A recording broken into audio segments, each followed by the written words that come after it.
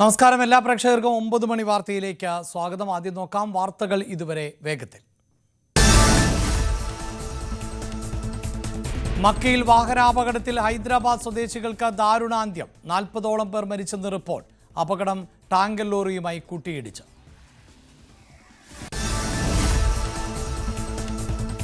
വിവാദത്തിന് തിരികൊളുത്തി തൃണമൂൽ MP കല്യാൺ ബാനർജിയുടെ പരാമർശം. ബംഗാൾ രാജ്ഭവനിൽ പരിശോധന നടത്താൻ സംസ്ഥാന ദേശീയ ഏജൻസികൾ. ആരോപണം തെളിയിച്ചില്ലെങ്കിൽ നിയമ നടപടിയെന്ന് രാജ്ഭവൻ. ഗവർണർ CV ആനന്ദ ബോസിന്റെ കേരളത്തിലെ പരിപാടികൾ ഒഴിവാക്കി. ബീഹാറിൽ വ്യാഴാഴ്ച സത്യപ്രതിജ്ഞ. അവസാന മന്ത്രിസഭാ യോഗം ഇന്ന്. ഗവർണറെ കണ്ട് നിതീഷ് കുമാർ രാജിക്കത്ത് നൽകും. NDA യോഗം നാളെ.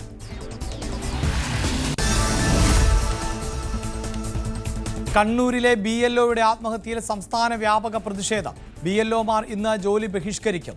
ചീഫ് ഇലക്ടറൽ ഓഫീസിലേക്കും കളക്ടറേറ്റുകളിലേക്കും പ്രതിഷേധമാണ്. അനീഷിന്റെ സംസ്കാരം വൈകിട്ട്. ശബരിമല സ്വർണ്ണക്കൊള്ളയിൽ ഇന്ന് നിർണായക പരിശോധന. പാടികളിൽ പ്രത്യേക അന്വേഷണ സംഘം ശാസ്ത്രീയ പരിശോധന നടത്തും. പോലീസ് രേഖകൾ ആവശ്യപ്പെട്ടുള്ള ED ഹർജി ഹൈക്കോടതി.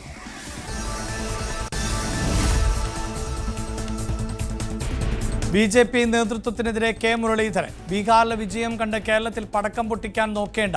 രാജീവ് ചന്ദ്രശേഖർ ബിസിനസ്സുകാരനെന്നും വിമർശനം.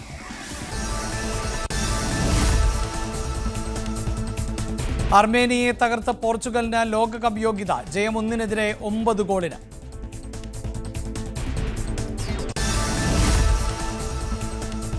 മക്കയിൽ തീർത്ഥാടനത്തിന് പോയ ഹൈദരാബാദ് സ്വദേശികൾക്ക് വാഹനാപകടത്തിൽ ദാരുണാന്ത്യം. 40ഓളം പേർ മരിച്ചുവെന്നാണ് റിപ്പോർട്ട്.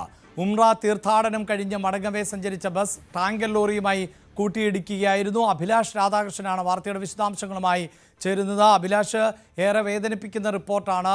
ഇന്ത്യക്കാരാണ് മരണപ്പെട്ടിട്ടുള്ളത്. 40 എന്നത് ആ ബസ്സിലുണ്ടായിരുന്ന ഏതാണ്ട് എല്ലാവരും തന്നെ മരണപ്പെടുന്ന ഒരു സാഹചര്യം. അങ്ങനെയാണോ മനസ്സിലാക്കേണ്ടത്?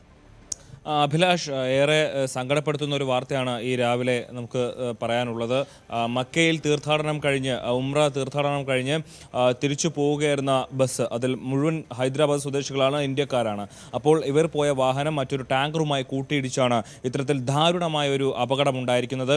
അതിൽ 43 പേർ ആ വാഹനത്തിൽ ഉണ്ടായിരുന്നതായിട്ടുള്ളതാണ് വിവരം. അതിൽ 42 പേരും കൊല്ലപ്പെട്ടു എന്നുള്ള റിപ്പോർട്ടുകൾ പുറത്തു വരുന്നുണ്ട്. അതിൽ ഒരാൾ മാത്രമാണ് രക്ഷപ്പെട്ടത് എന്നുള്ളതാണ് നമുക്ക് ഇപ്പോൾ ലഭിക്കുന്ന വിവരങ്ങൾ. അബ്ദുൾ ഷുഹൈബ് മുഹമ്മദ് എന്ന് പറയുന്ന 25-കാരനാണ് ഈ അപകടത്തിൽ അത്ഭുതകരമായി രക്ഷപ്പെട്ടതെന്നാണ് വിവരം. ഇയാൾ ആശുപത്രിയിൽ ഇപ്പോൾ ചികിത്സയിലാണെന്നുള്ളത് പുറത്തു വരുന്നുണ്ട്. ബാക്കിയുള്ള എല്ലാവരും മരിച്ചു എന്നുള്ള ദാരുണമായ ദുഃഖിപ്പിക്കുന്ന ഒരു വാർത്തയാണ് ഇപ്പോൾ പങ്കുവയ്ക്കാനുള്ളത്. അതിൽ 20 പേർ സ്ത്രീകളും 11 പേർ കുട്ടികളുമാണെന്നുള്ള വിവരങ്ങൾ കൂടി പുറത്തു വരുന്നുണ്ട്. ഈ കുട്ടികൾക്ക് 10 വയസ്സിന് താഴെ മാത്രമാണ് പ്രായമെന്നുള്ള ഒരു വിവരം കൂടി വരുന്നുണ്ട്. ഏറെ ദുഃഖകരമായിട്ടുള്ള വാർത്ത. മദീനയിൽ ഉംറ തീർത്ഥാടനം കഴിഞ്ഞ് തിരിച്ചു പോകുമ്പോഴാണ് ഇത്തരത്തിലൊരു അപകടം ഉണ്ടാകുന്നത്. ബദറിനും മദീനയ്ക്കുമിടയിൽ മുഫറാഹാത്ത് എന്ന് പറയുന്ന സ്ഥലത്ത് വെച്ചിട്ടാണ് ഇത്തരത്തിൽ ദാരുണമായ ഒരു സംഭവം ഉണ്ടാകുന്നത്. അതിൽ ഇന്ത്യൻ സമയം പുലർച്ചെ 1:30, അതായത് സൗദി സമയം രാത്രി 11 മണിയോട് കൂടിയിട്ടാണ് ഇത്തരത്തിലൊരു അപകടം ഉണ്ടാകുന്നത്. അതിൽ തീർത്ഥാടകൻ മുഴുവൻ ഹൈദരാബാദ് സ്വദേശികളാണെന്നുള്ള വിവരങ്ങൾ പുറത്തു വരുന്നുണ്ട്. അതിൽ 25 വയസ്സുള്ള ഒരാൾ മാത്രമാണ് രക്ഷപ്പെട്ടത്. ബാക്കി എല്ലാവരും തീപിടുത്തത്തിൽ കത്തിക്കരിഞ്ഞുപോയി എന്നുള്ളതാണ് വിവരം. ഇതിൽ ഈ ബസ് കൂട്ടിയിടിച്ചത് ഒരു ടാങ്കർ ലോറിയിലാണെന്നുള്ള വാർത്ത കൂടി പുറത്തു വരുന്നുണ്ട്. ഇപ്പോൾ ഇതിൽ മരണസംഖ്യയുടെ കൃത്യമായ വിവരങ്ങൾ നമുക്ക് ലഭിച്ചു വരുന്നതേ ഉള്ളൂ, വാർത്തകൾ പുറത്തു വരുന്നതേ ഉള്ളൂ. വാഹനത്തിലുണ്ടായിരുന്ന ഒരാളൊഴികെ എല്ലാവരും കൊല്ലപ്പെട്ടു എന്നുള്ളതാണ് വിവരം. അതിൽ 20 സ്ത്രീകളും 11 കുട്ടികളും ഉണ്ടെന്നുള്ള ആ വാർത്ത സ്ഥിരീകരിച്ചിട്ടുണ്ട്. അതിൽ മരണസംഖ്യയിൽ എത്ര പേർ മരിച്ചിട്ടെന്നുള്ള മാത്രം കൃത്യമായ കണക്ക് മാത്രമേ ഇനി സ്ഥിരീകരിക്കാനുള്ളൂ. ബാക്കി ഒരാൾ രക്ഷപ്പെട്ടു എന്നുള്ളതും വിവരങ്ങൾ പുറത്തു വരുന്നുണ്ട്. എന്തായാലും ഈ രക്ഷപ്പെട്ട ആൾ ഇപ്പോൾ ആശുപത്രിയിൽ ചികിത്സ തേടിയിരിക്കുകയാണ്. എത്രയും വേഗം തന്നെ അയാളെ ആശുപത്രിയിൽ എത്തിക്കാൻ കഴിഞ്ഞു എന്നുള്ളത് ഒരു ആശ്വാസകരമായിട്ടുള്ള കാര്യമാണ്. ഇതിൽ ഇന്ന് രാവിലെ 1:30 കൂടിയിട്ടാണ് ഇത്തരത്തിലൊരു അപകടം നടക്കുന്നത്. ഉംറ തീർത്ഥാടനം കഴിഞ്ഞ് തിരിച്ചു പോകുമ്പോഴാണ് ഇത്തരത്തിൽ ഒരു അപകടം ഉണ്ടാകുന്നത്. അഭിലാഷ്, ഇപ്പോൾ ലഭിക്കുന്ന വിവരങ്ങൾ അനുസരിച്ച് ബദറിനും മദീനയ്ക്കും ഇടയിലുള്ള സ്ഥലം, അത് മുഫറാത്ത് എന്നാണ് ആ സ്ഥലത്തിൻ്റെ പേര് എന്നാണ് അറിയാൻ സാധിക്കുന്നത്. അഭിലാഷ്, വ്യക്തമായ വിവരങ്ങൾ നമുക്ക് ലഭ്യമാകുന്നതേ ഉള്ളൂവെങ്കിൽ പോലും ഈ പ്രദേശത്ത് വിശാലമായ പാതയാണ് എന്നാണ് മനസ്സിലാക്കാൻ സാധിക്കുന്നത്. മാത്രവുമല്ല, അവിടെ അതിവേഗമാണ് വാഹനങ്ങൾ സഞ്ചരിക്കുക. അങ്ങനെ അതിവേഗ പാത തന്നെ ആയിരിക്കണം ഇത്. എങ്ങനെയാണ് ഈ അപകടമുണ്ടായത്, അതായത് കൂട്ടിയിടി നടന്നത് എന്നതിൽ കൂടുതൽ വ്യക്തതയുണ്ടോ? സ്വാഭാവികമായും സൗദിയിൽ നിന്നുള്ള അധികൃതരുടെ പ്രതികരണങ്ങൾ ഇനിയും വരേണ്ടതുണ്ട് എങ്കിൽ പോലും. അഭിലാഷ്, നമുക്കറിയാം ഈ സൗദിയിലെ പാതകളെന്ന് പറയുന്നത് എക്സ്പ്രസ് ഹൈവേകളാണ്. അവിടെ സാധാരണയായി അപകടം നടക്കുന്നത് ഒരേ വരിയിലെ വാഹനങ്ങൾ അമിത വേഗത്തിൽ പോകുന്നതിനിടെ പെട്ടെന്ന് ബ്രേക്ക് ചെയ്യുമ്പോഴാണ് വരിവരിയായിട്ട് അവിടെ സാധാരണയായി അപകടങ്ങൾ നടക്കുന്നതായിട്ട് നമുക്ക് വാർത്തകൾ ലഭിക്കാറുള്ളത്. ഇപ്പോൾ ഇവിടെ എന്താണ് ഇത് കൂട്ടിയിടിച്ചുണ്ടായതെന്നാണ് പറയുന്നത്. അതായത് എതിർദിശയിൽ വന്ന വാഹനങ്ങൾ തമ്മിൽ ഇടിച്ചു എന്നുള്ളതാണ് നമുക്ക് ഇപ്പോൾ ലഭിക്കുന്ന വിവരം. അങ്ങനെയാണെങ്കിൽ അത് എന്തുകൊണ്ട് സംഭവിച്ചു? ഇനി രാത്രിയാണ് ഡ്രൈവർ ഉറങ്ങിപ്പോയതാണോ? എതിർദിശയിൽ വന്ന ടാങ്കർ ഡ്രൈവർ ഉറങ്ങിപ്പോയതാണോ? അല്ലെങ്കിൽ നിയന്ത്രണം വിട്ട് ലൈൻ മാറി കയറി ഇടിച്ചതാണോ? തുടങ്ങിയിട്ടുള്ള നിരവധി സംശയങ്ങളും ഒക്കെ നമുക്ക് ഉണ്ട് ഈ മണിക്കൂറിൽ. അത് സ്ഥിരീകരിക്കേണ്ടതുണ്ട്. കാരണം ഇത്രയും ആളുകൾ, പ്രത്യേകിച്ച് ഇന്ത്യക്കാർ അടക്കം പോകുന്ന വാഹനമാണ്. വലിയ രീതിയിൽ തീർത്ഥാടനമെല്ലാം കഴിഞ്ഞ് ഒരുപക്ഷെ ക്ഷീണിച്ച് ഉറങ്ങി യാത്ര ചെയ്യുന്ന ആളുകളായിരിക്കാം. ആ ഒരു സാഹചര്യത്തിലാണ് രാത്രിയാണ് ഇത്തരത്തിൽ ഇടിച്ച് അത് മറിയുകയായിരുന്നില്ല ചെയ്തത്. ഇടിച്ച് അത് പൊട്ടിത്തെറിക്കുകയായിരുന്നു വാഹനം എന്നുള്ളതാണ്. അത് വാഹനം പൂർണ്ണമായും കത്തി നശിച്ചു എന്നുള്ളതാണ് ഏറ്റവും ദുഃഖകരമായ കാര്യം. അതുകൊണ്ട് തന്നെ ആർക്കും രക്ഷപ്പെടാൻ, അതായത് വാഹനം ഇടിച്ച സമയത്ത് വാഹനത്തിൽ നിന്ന് തെറിച്ചു പോയ വ്യക്തിയായിരിക്കാം ഒരുപക്ഷെ ഇപ്പോൾ ആശുപത്രിയിൽ ചികിത്സയിലുള്ളത്. ബാക്കി വാഹനത്തിൽ ഉണ്ടായിരുന്ന എല്ലാവരും മരിച്ചു എന്ന് തന്നെയാണ് ഇപ്പോൾ കരുതേണ്ടത്. ഇത് ഇപ്പോൾ ഇന്ത്യൻ അധികൃതർ, അതായത് ഇന്ത്യൻ വിദേശകാര്യ മന്ത്രാലയം അടക്കമുള്ള ആളുകൾ അവിടെ എത്തി സ്ഥിതിഗതികൾ വിലയിരുത്തി വാഹനത്തിൽ ഉണ്ടായിരുന്ന എത്ര പേരാണ്, അവരുടെ അതിൽ ആരൊക്കെ ഇപ്പോൾ ജീവനോടെ ഉണ്ട് തുടങ്ങിയിട്ടുള്ള കാര്യങ്ങളെല്ലാം അവിടെ അന്വേഷിച്ചു കൊണ്ടിരിക്കുകയാണ്. മരിച്ചവരുടെ മൃതദേഹങ്ങൾ തിരിച്ച് നാട്ടിലേക്ക് എത്തിക്കാനുള്ള നടപടികൾ എത്രയും വേഗം പൂർത്തിയാക്കും എന്നുള്ള വിവരങ്ങൾ കൂടി പുറത്തു വരുന്നുണ്ട്. എന്തായാലും ഏറ്റവും ദാരുണമായ സംഭവം നടക്കുന്നു. ഇന്ത്യക്കാർ സൗദിയിലെ ഉംറ തീർത്ഥാടനം കഴിഞ്ഞ് മടങ്ങിയ ഹൈദരാബാദ് സ്വദേശികൾ വാഹനാപകടത്തിൽ ദാരുണമായി കൊല്ലപ്പെട്ടിരിക്കുന്നു. അതിൽ 42ഓളം പേർ കൊല്ലപ്പെട്ടു എന്നുള്ളതാണ് നമുക്ക് ഏറ്റവും ഇപ്പോൾ ലഭിക്കുന്നത്. അതായത് അഭിലാഷ് സൂചിപ്പിക്കുന്ന പോലെ ഇന്ത്യൻ സമയം പുലർച്ചെ 1:30 കൂടിയാണ് ഈ അപകടമുണ്ടായത്. അപ്പോൾ അപകടമുണ്ടായിട്ട് ഏതാനും മണിക്കൂറുകൾ മാത്രമേ ആയിട്ടുള്ളൂ. അതുമാത്രവുമല്ല, വാഹനം ഇടിയുടെ ആഘാതത്തിൽ പൂർണ്ണമായും കത്തി നശിച്ചു എന്ന് പറയുമ്പോൾ ഒരുപക്ഷെ അഭിലാഷ് അതായിരിക്കുമല്ലേ ഈ മരണസംഖ്യ അല്ലെങ്കിൽ മരണപ്പെട്ടവരുടെ വിവരങ്ങളൊക്കെ ഇപ്പോൾ പുറത്തുവിടാനുണ്ടാകുന്ന ഒരു ബുദ്ധിമുട്ട്. കാരണം ഈ ഉംറ തീർത്ഥാടനത്തിനായി നിരവധി ആളുകളാണ് പോകുന്നത്. പക്ഷേ അവരെല്ലാം കൃത്യമായ രേഖകൾ അടിസ്ഥാനപ്പെടുത്തിയാണ് പോകുന്നത്. ചിലരൊക്കെ പലപ്പോഴും ഈ ഉംറ ഒക്കെ നടത്തിയ ശേഷം അവിടെയൊക്കെ നിലകൊള്ളുകയും തിരിച്ചു വരാതിരിക്കുകയും ഒക്കെ ചെയ്യുന്ന സാഹചര്യമൊക്കെ ഉണ്ടാകാറുണ്ട്. അതായിരിക്കുമോ, അതായത് കൃത്യമായൊരെണ്ണം നിശ്ചയിക്കുന്നതിലും അത്തരം കാര്യങ്ങൾ? ഇനിയിപ്പോൾ ഈ സംഘത്തിൽ പെട്ടവരുടെ ഡേറ്റകൾ, പാസ്പോർട്ടുകൾ അതെല്ലാം പരിശോധിച്ച ശേഷം ആയിരിക്കുമല്ലേ ഔദ്യോഗികമായൊരു കണക്ക് നമുക്ക് ലഭ്യമാവുക? അതെ, തീർച്ചയായും അഭിലാഷ്. കാരണം ഈ വാഹനത്തിൽ ഉണ്ടായിരുന്നത് ആരൊക്കെയാണ്, ഇപ്പോൾ നമുക്ക് മൃതദേഹങ്ങൾ ഇത്ര കിട്ടിയാലും അത് ആരൊക്കെയാണെന്നുള്ള കാര്യങ്ങൾ, അതിൽ ഡ്രൈവർ ഇപ്പോൾ അവിടുത്തെ ആളാണെങ്കിൽ, ഇപ്പോൾ സൗദിയിലുള്ള ആയിരിക്കുമല്ലോ അവിടുത്തെ ആ വാഹനത്തിൻ്റെ ഡ്രൈവർ എന്ന് പറയുന്നത്. അപ്പോൾ അയാളാണെങ്കിൽ ഇന്ത്യക്കാരനെന്ന് കണക്കാക്കാൻ കഴിയില്ല. ആ വാഹനത്തിൽ എന്തെങ്കിലും തൊഴിലാളികളുണ്ടെങ്കിൽ അയാൾ ഇന്ത്യക്കാരെന്ന് കണക്കാക്കാൻ കഴിയില്ല. അപ്പോൾ ഈ മരിച്ചവരുടെ മൃതദേഹങ്ങൾ തിരിച്ചറിഞ്ഞതിന് ശേഷം മാത്രമേ എത്ര ഇന്ത്യക്കാരാണ് കൊല്ലപ്പെട്ടത് എന്നുള്ള വിവരങ്ങൾ പുറത്തു പറയാൻ കഴിയുകയുള്ളൂ. ഇവരുടെ മൃതദേഹങ്ങൾ തിരിച്ചറിഞ്ഞ DNA പരിശോധന കത്തിക്കരിഞ്ഞ സ്ഥിതി ആയതിനാൽ തന്നെ ഇത് ഏറെ ദുഃഖകരമായിട്ടാണ് പറയേണ്ടി വരുന്നത്. മൃതദേഹങ്ങളെല്ലാം കത്തിക്കരിഞ്ഞ നിലയിലായതുകൊണ്ട് തന്നെ അത് തിരിച്ചറിയാനുള്ള താമസമുണ്ട്. DNA ടെസ്റ്റ് അടക്കം നടത്തിയതിനു ശേഷമായിരിക്കും മൃതദേഹങ്ങൾ തിരിച്ചറിയുക. അതിനുശേഷം ഇതുമായി ബന്ധപ്പെട്ടുള്ള ബാക്കി മറ്റ് അന്വേഷണങ്ങളെല്ലാം കഴിഞ്ഞതിന് ശേഷമായിരിക്കും ഇത്ര പേർ കൃത്യമായി ഇത്ര ഇന്ത്യക്കാർ കൊല്ലപ്പെട്ടു എന്നുള്ള വിവരം നമുക്ക് ലഭിക്കൂ. അതിന് ഇത്തരം നടപടികൾ പൂർത്തിയാക്കാനായി സൗദിയിലെ പോലീസും അതുപോലെ ഇന്ത്യൻ ഇവിടുത്തെ ഈ യാത്ര തരപ്പെടുത്തിയ ടൂറിസ്റ്റ് കമ്പനി അടക്കം ട്രാവൽ ഏജൻസി അടക്കമുള്ള ആളുകൾ അവിടെ എത്തി പരിശോധനകളും അതിൻ്റെ രേഖകളെല്ലാം പരിശോധിച്ച ശേഷം മാത്രമായിരിക്കും നമുക്ക് ആരൊക്കെയാണ് മരിച്ചത്, എത്ര പേരാണ് ആ സംഘത്തിൽ ഇന്ത്യക്കാരായി ഉണ്ടായിരുന്നത്, ഇന്ത്യക്കാർക്ക് പുറമെ എത്ര പേർ ആ വാഹനത്തിൽ ഉണ്ടായിരുന്നു തുടങ്ങിയിട്ടുള്ള കാര്യങ്ങളെല്ലാം നമുക്ക് ലഭിക്കുകയുള്ളൂ. എന്തായാലും 20 സ്ത്രീകളും 11 കുട്ടികളും എന്നുള്ളത് വാർത്ത സ്ഥിരീകരിച്ചതാണ്. 31 പേർ അതിൽ സ്ത്രീകളും കുട്ടികളുമാണെന്നുള്ള ദാരുണമായ വാർത്ത നമുക്ക് സ്ഥിരീകരിക്കാൻ കഴിയും. ബാക്കി ഒരാൾ രക്ഷപ്പെട്ടു എന്നുള്ള വാർത്ത കൂടി, ഒരു 25-കാരനായിട്ടുള്ള അബ്ദുൾ ഷുഹൈബ് മുഹമ്മദ് രക്ഷപ്പെട്ടു എന്നുള്ള വാർത്ത നമുക്ക് സ്ഥിരീകരിക്കാൻ കഴിയും. പക്ഷേ പൂർണ്ണമായും എത്ര പേർ കൊല്ലപ്പെട്ടു എന്നുള്ള കാര്യത്തിൽ നമുക്ക് വരുന്ന മണിക്കൂറുകളിൽ മാത്രമേ കൃത്യമായ വിവരം ലഭിക്കുകയുള്ളൂ. അത് ഇത്രയും അഭിലാഷ് സൂചിപ്പിച്ചതുപോലെ ആ വാഹനം കത്തി അമർന്നത് കൊണ്ടാണ് ഇത്തരത്തിലൊരു സംഭവത്തിലേക്ക് കാര്യങ്ങൾ പോയത്. വരും മണിക്കൂറുകളിൽ നമുക്ക് ഈ വാർത്തയിൽ കൂടുതൽ വ്യക്തത കൈവരികയുള്ളൂ. പ്രത്യേകിച്ച് സൗദി അധികൃതരുടെ ഭാഗത്ത് നിന്ന് ഇതുമായി ബന്ധപ്പെട്ട കൃത്യമായൊരു സ്ഥിരീകരണം ഉണ്ടാകണം. എത്ര പേർ ആണ് മരണപ്പെട്ടത്, എന്താണ് സംഭവിച്ചത്, അപകടം എങ്ങനെയാണ് ഉണ്ടായത്, ഇതിലെല്ലാം വ്യക്തത കൈവരണം.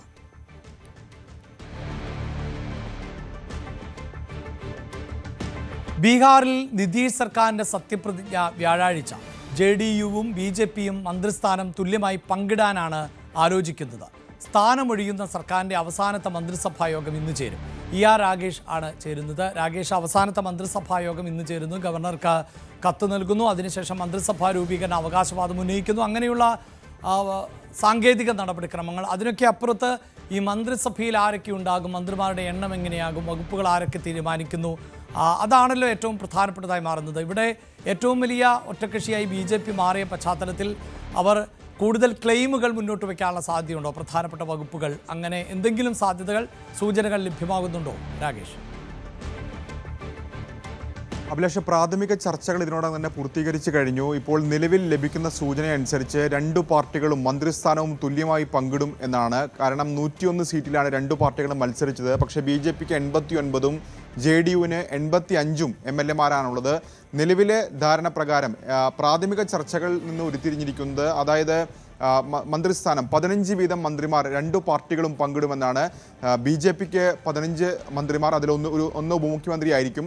മറ്റൊന്ന് JDU-വിൻ്റെ കാര്യത്തിലേക്ക് വരികയാണെങ്കിൽ നിതീഷ് കുമാർ അടക്കം 15 മന്ത്രിമാർ എന്നാണ്.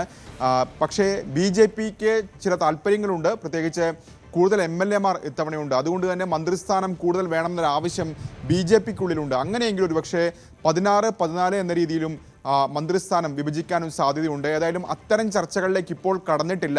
നേതാക്കൾ ഇതിനോടകം തന്നെ ഡൽഹിയിലും പട്നയും കേന്ദ്രീകരിച്ചുകൊണ്ട് ചർച്ചകൾ നടത്തി വരികയാണ്. മുന്നണിയിൽ മൊത്തം 5 പാർട്ടികളുണ്ട്. അതിൽ തന്നെ LJP-ക്ക് 19 MLA-മാരുണ്ട്. അവർക്ക് 3 മന്ത്രിസ്ഥാനം നൽകാനുള്ള തീരുമാനത്തിലേക്കാണ് ഇപ്പോൾ എത്തിയിട്ടുള്ളത്. ഇത് കൂടാതെ HAM-നും RLM-നും ഓരോ മന്ത്രിസ്ഥാനം കൂടി നൽകും. ഇതാണ് പ്രാഥമിക ചർച്ചകളിൽ ഉരുത്തിരിഞ്ഞിരിക്കുന്നത്. ഏതായാലും വീണ്ടും ചർച്ചകൾ നടക്കേണ്ടതുണ്ട്. ഇന്ന് ഏതായാലും 11:30-നാണ് നിലവിലെ സർക്കാർ, സ്ഥാനമൊഴിയുന്ന സർക്കാരിൻ്റെ അവസാനത്തെ മന്ത്രിസഭാ യോഗം നിശ്ചയിച്ചിരിക്കുന്നത്. അതിനുശേഷം നിതീഷ് കുമാർ ഗവർണറുമായി കൂടിക്കാഴ്ച നടത്തും, രാജി സമർപ്പിക്കും. ഇന്ന് വൈകിട്ട് JDU-ന്റെ നിയമസഭാ കക്ഷി യോഗം ചേരുന്നുണ്ട്. നാളെ NDA-യുടെ നേതാവായും നിതീഷിനെ തെരഞ്ഞെടുക്കും. അങ്ങനെ വ്യാഴാഴ്ച സത്യപ്രതിജ്ഞ നടത്താനുള്ള തീരുമാനത്തിലേക്കാണ് ഇപ്പോൾ നേതൃത്വം എത്തിയിട്ടുള്ളത്.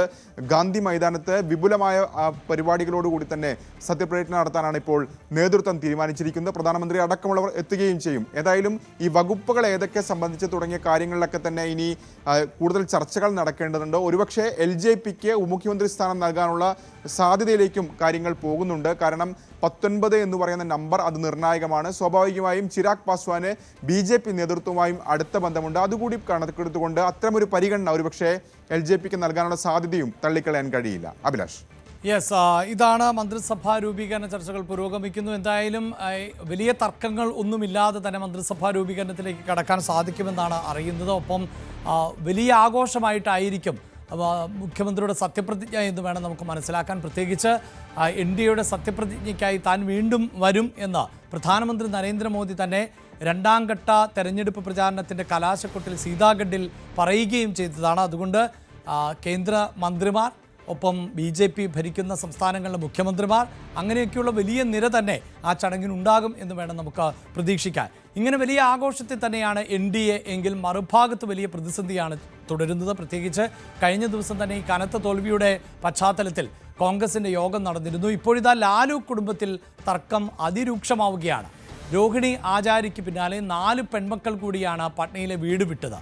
തെരഞ്ഞെടുപ്പ് പരാജയത്തിന് ശേഷമുള്ള യോഗത്തിൽ തേജസ്വിയും രോഹിണിയും തമ്മിൽ തർക്കം ഉണ്ടായതായാണ് റിപ്പോർട്ടുകൾ. വിവരങ്ങളുമായി ER രാഗേഷ് തുടരുന്നുണ്ട്. രാഗേഷ്, ഒരു ഭാഗത്ത് മന്ത്രിസഭാ രൂപീകരണ ചർച്ചകൾ തുടരുമ്പോഴാണ് RJD-യിലെ ഈ വലിയ പൊട്ടിത്തെറി. അത് രോഹിണിയിൽ ഒതുങ്ങുന്നില്ല എന്ന് പറയുമ്പോൾ അത് ഈ ലാലു പ്രസാദിൻ്റെ കുടുംബത്തെ മാത്രമാണോ ബാധിക്കുന്നത്? അതിനപ്പുറത്ത് ആ പാർട്ടിയെയും വലിയ തോതിൽ പ്രതിസന്ധിയിലാക്കുകയല്ലേ? അഭിലാഷ്, സമീപകാലത്തെ വലിയ പ്രതിസന്ധിയിലാണ് ഇപ്പോൾ RJD-യും ആ RJD-യെ നയിക്കുന്ന ലാലു കുടുംബവും. കാരണം തെരഞ്ഞെടുപ്പ് പരാജയം മാത്രമല്ല, അതിനുശേഷം കുടുംബത്തിൽ തന്നെ വലിയ തർക്കം ഇപ്പോൾ ഉടലെടുക്കുകയാണ്. രോഹിണി ആചാര്യ, ലാലുവിൻ്റെ 9 മക്കളിൽ രണ്ടാമത്തെ ആളാണ് രോഹിണിയാണ് തേജസ്വിക്കെതിരെ പരാമർശങ്ങൾ നടത്തിക്കൊണ്ട് വീട്ടിൽ നിന്നും രാഷ്ട്രീയം ഉപേക്ഷിക്കുന്നുവെന്നും പ്രഖ്യാപിച്ചത്. ഏതായാലും ഇപ്പോൾ കൂടുതൽ പേർ വീട് വിടുന്ന സാഹചര്യമാണുള്ളത്. അതായത് 3 പെൺമക്കൾ ഇന്നലെ വൈകിട്ടോടുകൂടി ഡൽഹിയിലേക്ക് തിരിച്ചു. അതായത് രാഗിണി യാദവ്, ചന്ദ യാദവ്, രാജ്ലക്ഷ്മി യാദവ്. അതുകൂടാതെ ഒരാൾ കൂടി ഇപ്പോൾ വീട്ടിൽ നിന്ന് ഇറങ്ങി എന്ന റിപ്പോർട്ടുകളാണ് പുറത്തു വരുന്നത്. അങ്ങനെ 5 പെൺമക്കൾ പട്നയിലെ വീട്ടിൽ നിന്ന് ഇപ്പോൾ മാറിയിരിക്കുകയാണ്. രോഹിണി ആചാര്യ ആകട്ടെ തേജസ്വിക്കെതിരെ നിലപാട് കടുപ്പിക്കുകയും ചെയ്യുന്നുണ്ട്. ആദ്യഘട്ടത്തിൽ 2 പേരുടെ പേരുകൾ, അതായത് അദ്ദേഹത്തിൻ്റെ ഉപദേശികളായ സഞ്ജയ് യാദവിൻ്റെയും റമീസിൻ്റെയും പേരുകളാണ് പരാമർശിച്ചിരുന്നെങ്കിൽ ഇപ്പോൾ തേജസ്വിയെ തന്നെ നേരിട്ട് പരാമർശിക്കുന്ന പ്രതികരണം രോഹിണിയുടെ ഭാഗത്ത് ഉണ്ടായിട്ടുണ്ട്. തനിക്ക് അച്ഛനുമായി ഒരു പ്രശ്നവുമില്ല, അച്ഛൻ തനിക്കൊപ്പം നിൽക്കുന്നു, മറിച്ച് തേജസ്വി ആയാണ് പ്രശ്നങ്ങളെന്ന് പരസ്യമായി പ്രതികരിച്ചിരിക്കുകയാണ് രോഹിണി ആചാര്യ. ഏതായാലും ഈ തെരഞ്ഞെടുപ്പ് പരാജയത്തിന് ശേഷം ഒരു യോഗം ചേർന്നിരുന്നു. ആ യോഗത്തിൽ 2 പേരും തമ്മിൽ വാക്കുതർക്കമുണ്ടായി. തേജസ്വി യാദവ് ഇവരെ അടിക്കാൻ ഓങ്ങി തുടങ്ങിയ കാര്യങ്ങളൊക്കെ തന്നെ പുറത്തു വരുന്നുണ്ട്. കൂടാതെ തേജസ്വി യാദവിനെതിരെ രോഹിണി ആചാര്യ ഉന്നയിക്കുന്ന പ്രധാനപ്പെട്ട ആരോപണം ഒന്ന് ഉപദേശകരാണെന്ന രീതിയിലാണ് സഞ്ജയ് യാദവും ഒപ്പം തന്നെ റമീസും അറിയപ്പെടുന്നത്. അത്തരം ഉപദേശികൾ രാഷ്ട്രീയ തന്ത്രജ്ഞരാണെങ്കിൽ ഈ തോൽവിയുടെ ഉത്തരവാദിത്തം കൂടി ഏൽക്കാൻ തയ്യാറാകണം എന്ന പ്രതികരണമാണ് ഉണ്ടായിരിക്കുന്നത്. യോഗത്തിൽ വെച്ച് തന്നെ തേജസ്വി യാദവ് രോഹിണി ആചാര്യാണ് ഇത്തരം പരാജയത്തിലേക്ക് നയിച്ചത്, അവരുടെ ചെയ്തികളൊക്കെ തന്നെ ദോഷം ചെയ്തു എന്ന പരാമർശം നടത്തി. അതാണ് ഇത്തരത്തിലുള്ള ഒരു നീക്കത്തിലേക്ക് നയിച്ചതെന്നാണ് ഇപ്പോൾ ലഭ്യമാകുന്ന റിപ്പോർട്ടുകൾ. അതേസമയം തന്നെ തേജ് പ്രതാപ് യാദവ് നിലവിൽ കുടുംബത്തിന് പുറത്താണ്. തേജ് പ്രതാപ് യാദവും ഈ വിഷയത്തിൽ പ്രതികരണവുമായി രംഗത്ത് വന്നിട്ടുണ്ട്. തേജ് പ്രതാപ് യാദവ് പറഞ്ഞിരിക്കുന്നത് താൻ ഒരിക്കലും പൊറുക്കാൻ കഴിയില്ല സഹോദരിക്കെതിരായ ഈ നടപടികൾ എന്നൊക്കെ തേജ് പ്രതാപ് യാദവും പ്രതികരിച്ചിട്ടുണ്ട്. തേജ് ആകട്ടെ ഇന്നലെ NDA നേതാക്കളുമായി കൂടിക്കാഴ്ച നടത്തുകയും ചെയ്തിട്ടുണ്ട്. കാരണം പുതിയ പാർട്ടി രൂപീകരിച്ചുകൊണ്ടാണ് അദ്ദേഹം ഇത്തവണ തെരഞ്ഞെടുപ്പിനെ നേരിട്ടത്. ഒറ്റ സീറ്റിലും വിജയിക്കാൻ കഴിഞ്ഞില്ല. പക്ഷേ തെരഞ്ഞെടുപ്പ് കാലത്ത് തന്നെ താൻ നിർണായകമാകും, സഖ്യ സാധ്യതകളൊക്കെ തന്നെ ആ സമയത്ത് തേടും എന്നൊക്കെ പ്രതികരണം തേജ് പ്രതാപിൻ്റെ ഭാഗത്തുനിന്നുണ്ടായിരുന്നു. ഇപ്പോൾ ഏതായാലും NDAയുമായി ചർച്ച നടത്തിയിരിക്കുകയാണ് തേജ് പ്രതാപ്. നിലവിൽ സർക്കാർ രൂപീകരണത്തിന് തേജ് പ്രതാപിൻ്റെ പിന്തുണയോ അല്ലെങ്കിൽ തേജ് പ്രതാപിന് MLA ഒന്നും തന്നെ ഇല്ല. പക്ഷേ NDA പ്രവേശനത്തിലുള്ള നീക്കം ഇപ്പോൾ തേജ് പ്രതാപ് യാദവും ഒരു വശത്ത് നടത്തുന്നുണ്ട്. അഭിലാഷ്. യെസ്, ഇതാണ് മറുഭാഗത്തുണ്ടാകുന്ന വലിയ പ്രതിസന്ധി. അത് ലാലു കുടുംബത്തെ മാത്രമല്ല പാർട്ടിയെ കൂടി വലിയ തോതിൽ തലവേദനയായി മാറുന്ന ഒരു പശ്ചാത്തലം ആണ് ഉള്ളത്. അതേസമയം ബംഗാളിലേക്ക് എത്തുമ്പോൾ അവിടെ തൃണമൂൽ MP കല്യാൺ ബാനർജിയുടെ വിവാദ പരാമർശത്തിന് പിന്നാലെ ബംഗാളിലെ രാജ്ഭവനിൽ പരിശോധന നടത്താൻ സംസ്ഥാന ദേശീയ ഏജൻസികൾ തയ്യാറെടുക്കുകയാണ്. രാജ്ഭവനിൽ ആയുധങ്ങളും വെടിക്കോപ്പുകളും വിതരണം ചെയ്യുന്നു എന്നതായിരുന്നു തൃണമൂൽ കോൺഗ്രസ് അംഗം കല്യാൺ ബാനർജിയുടെ വിവാദ പരാമർശം. ഇതിന് തൊട്ടു പിന്നാലെ ഇവിടെ പരിശോധന നടത്തണം എന്ന് ഗവർണർ തന്നെ ആവശ്യപ്പെട്ട പശ്ചാത്തലമുണ്ടാകുന്നു. അങ്ങനെ പരിശോധന നടത്തി ആരോപണം തെളിയിക്കുന്നില്ല എങ്കിൽ നിയമ നടപടിക്ക് ഒരുങ്ങിക്കൊള്ളൂ എന്നതുമായിരുന്നു CV ആനന്ദബോസിന്റെ പ്രതികരണം. ഗവർണർ CV ആനന്ദബോസ് കേരള സന്ദർശനം ഒഴിവാക്കി ബംഗാളിൽ തുടരുകയുമാണ്. ER രാഗേഷ് ചേരുന്നുണ്ട്. രാഗേഷ്, വലിയ വിവാദം ആണ് ഇപ്പോൾ TMCയുടെ നേതാവിൻ്റെ ഭാഗത്തു നിന്നുണ്ടായ പരാമർശം സൃഷ്ടിക്കുന്നത്. അവിടെ നമുക്കറിയാം ഈ TMCയും ഗവർണറും തമ്മിലുള്ള പോര് അത് ഓരോ ഇടവേളകളിലും ശക്തമാകുന്ന സാഹചര്യമാണ് ഉള്ളത്. അതിനിടെ ഇപ്പോഴിതാ മറ്റൊരു പരാമർശത്തിലൂടെ അത് മൂർച്ഛിക്കുകയല്ലേ? അഭിലാഷ്, ഗവർണറുടെ ആവശ്യപ്രകാരം തന്നെയായിരിക്കണം ഈ പരിശോധന. കാരണം ഗവർണർ ഇന്നലെ തന്നെ കല്യാൺ ബാനർജിയുടെ പരാമർശത്തെ രൂക്ഷമായി വിമർശിച്ച് രംഗത്ത് വന്നിരുന്നു. കാരണം SIRനെ എന്തുകൊണ്ട് അനുകൂലിക്കണം എന്ന കാര്യം സൂചിപ്പിക്കുകയായിരുന്നു ഗവർണർ CV ആനന്ദബോസ്. തെരഞ്ഞെടുപ്പ് നടപടിക്രമങ്ങൾ പ്രക്രിയ ശുദ്ധീകരിക്കാൻ SIR അനിവാര്യമാണെന്ന് ബീഹാർ തെരഞ്ഞെടുപ്പ് ഫലത്തിന് പിന്നാലെ അദ്ദേഹം പറഞ്ഞിരുന്നു. അതിനുള്ള മറുപടിയിലാണ് കല്യാൺ ബാനർജി കടുത്ത വിമർശനം ഉന്നയിച്ചിരിക്കുന്നത്. അതായത് ഗുണ്ടകൾക്ക് അവിടെ അഭയം നൽകുന്നു, ഒപ്പം രാഷ്ട്രീയ എതിരാളികളെ ആക്രമിക്കാൻ ആയുധങ്ങൾ നൽകുന്നു തുടങ്ങിയ പരാമർശങ്ങളാണ് കല്യാൺ ബാനർജിയിൽ നിന്നുണ്ടായത്. ഇതിന് പിന്നാലെ ഗവർണർ തന്നെ ഇതിന് മറുപടിയുമായി അല്ലെങ്കിൽ രംഗത്ത് വന്നു. അദ്ദേഹം സൂചിപ്പിച്ച പ്രധാനപ്പെട്ട കാര്യം ആർക്ക് വേണമെങ്കിലും പരിശോധിക്കാം, തൃണമൂൽ നേതാക്കൾക്ക് പരിശോധിക്കാം, മാധ്യമങ്ങൾക്ക് പരിശോധിക്കാം, രാജ്ഭവനിലെത്തി, പക്ഷേ തെളിവുകൾ കണ്ടെത്തണം, അല്ലാത്ത പക്ഷം നടപടി സ്വീകരിക്കും, മാപ്പ് പറയാൻ തയ്യാറാകണമെന്ന് അദ്ദേഹം ആവശ്യപ്പെട്ടിരുന്നു. ഏതായാലും അതിൻ്റെ തുടർച്ചയായി തന്നെയാണ് ഇപ്പോൾ ഇത്തരമൊരു ഏജൻസികൾ വന്നുകൊണ്ടുള്ള പരിശോധന നടത്തുന്നത്. ഗവർണർ ഈ വിഷയത്തിൽ ഒട്ടും വിട്ടുവീഴ്ചയ്ക്കില്ല എന്ന സൂചന കൂടി ഇതിലൂടെ നൽകുകയാണ്. തീർച്ചയായും ഇത് തെരഞ്ഞെടുപ്പ് കാലത്ത് തെരഞ്ഞെടുപ്പിനോട് അടുക്കുമ്പോൾ ബംഗാളിൽ തൃണമൂൽ കോൺഗ്രസും ഗവർണറും തമ്മിലുള്ള പുതിയ പോർമുഖം തുറക്കുകയാണെന്ന കാര്യത്തിൽ സംശയമില്ല. ഏതായാലും കേരളത്തിൽ ഇന്ന് ഗവർണർക്ക് CV ആനന്ദബോസിന് പരിപാടികൾ ഉണ്ടായിരുന്നു. അത് അദ്ദേഹം റദ്ദാക്കിയിട്ടുണ്ട്. ബംഗാളിൽ തന്നെ രാജ്ഭവനിൽ തന്നെ തുടരുകയാണ് CV ആനന്ദബോസ്. അത്തരത്തിൽ കടുത്ത നടപടി അദ്ദേഹം സ്വീകരിക്കുമെന്ന സൂചനകൾ തന്നെ ഇപ്പോൾ ലഭിക്കുന്നുണ്ട്. മാത്രമല്ല ലോക്സഭാ സ്പീക്കർക്കും ഇതിനോടകം തന്നെ കത്ത് കൈമാറിയിട്ടുണ്ട്.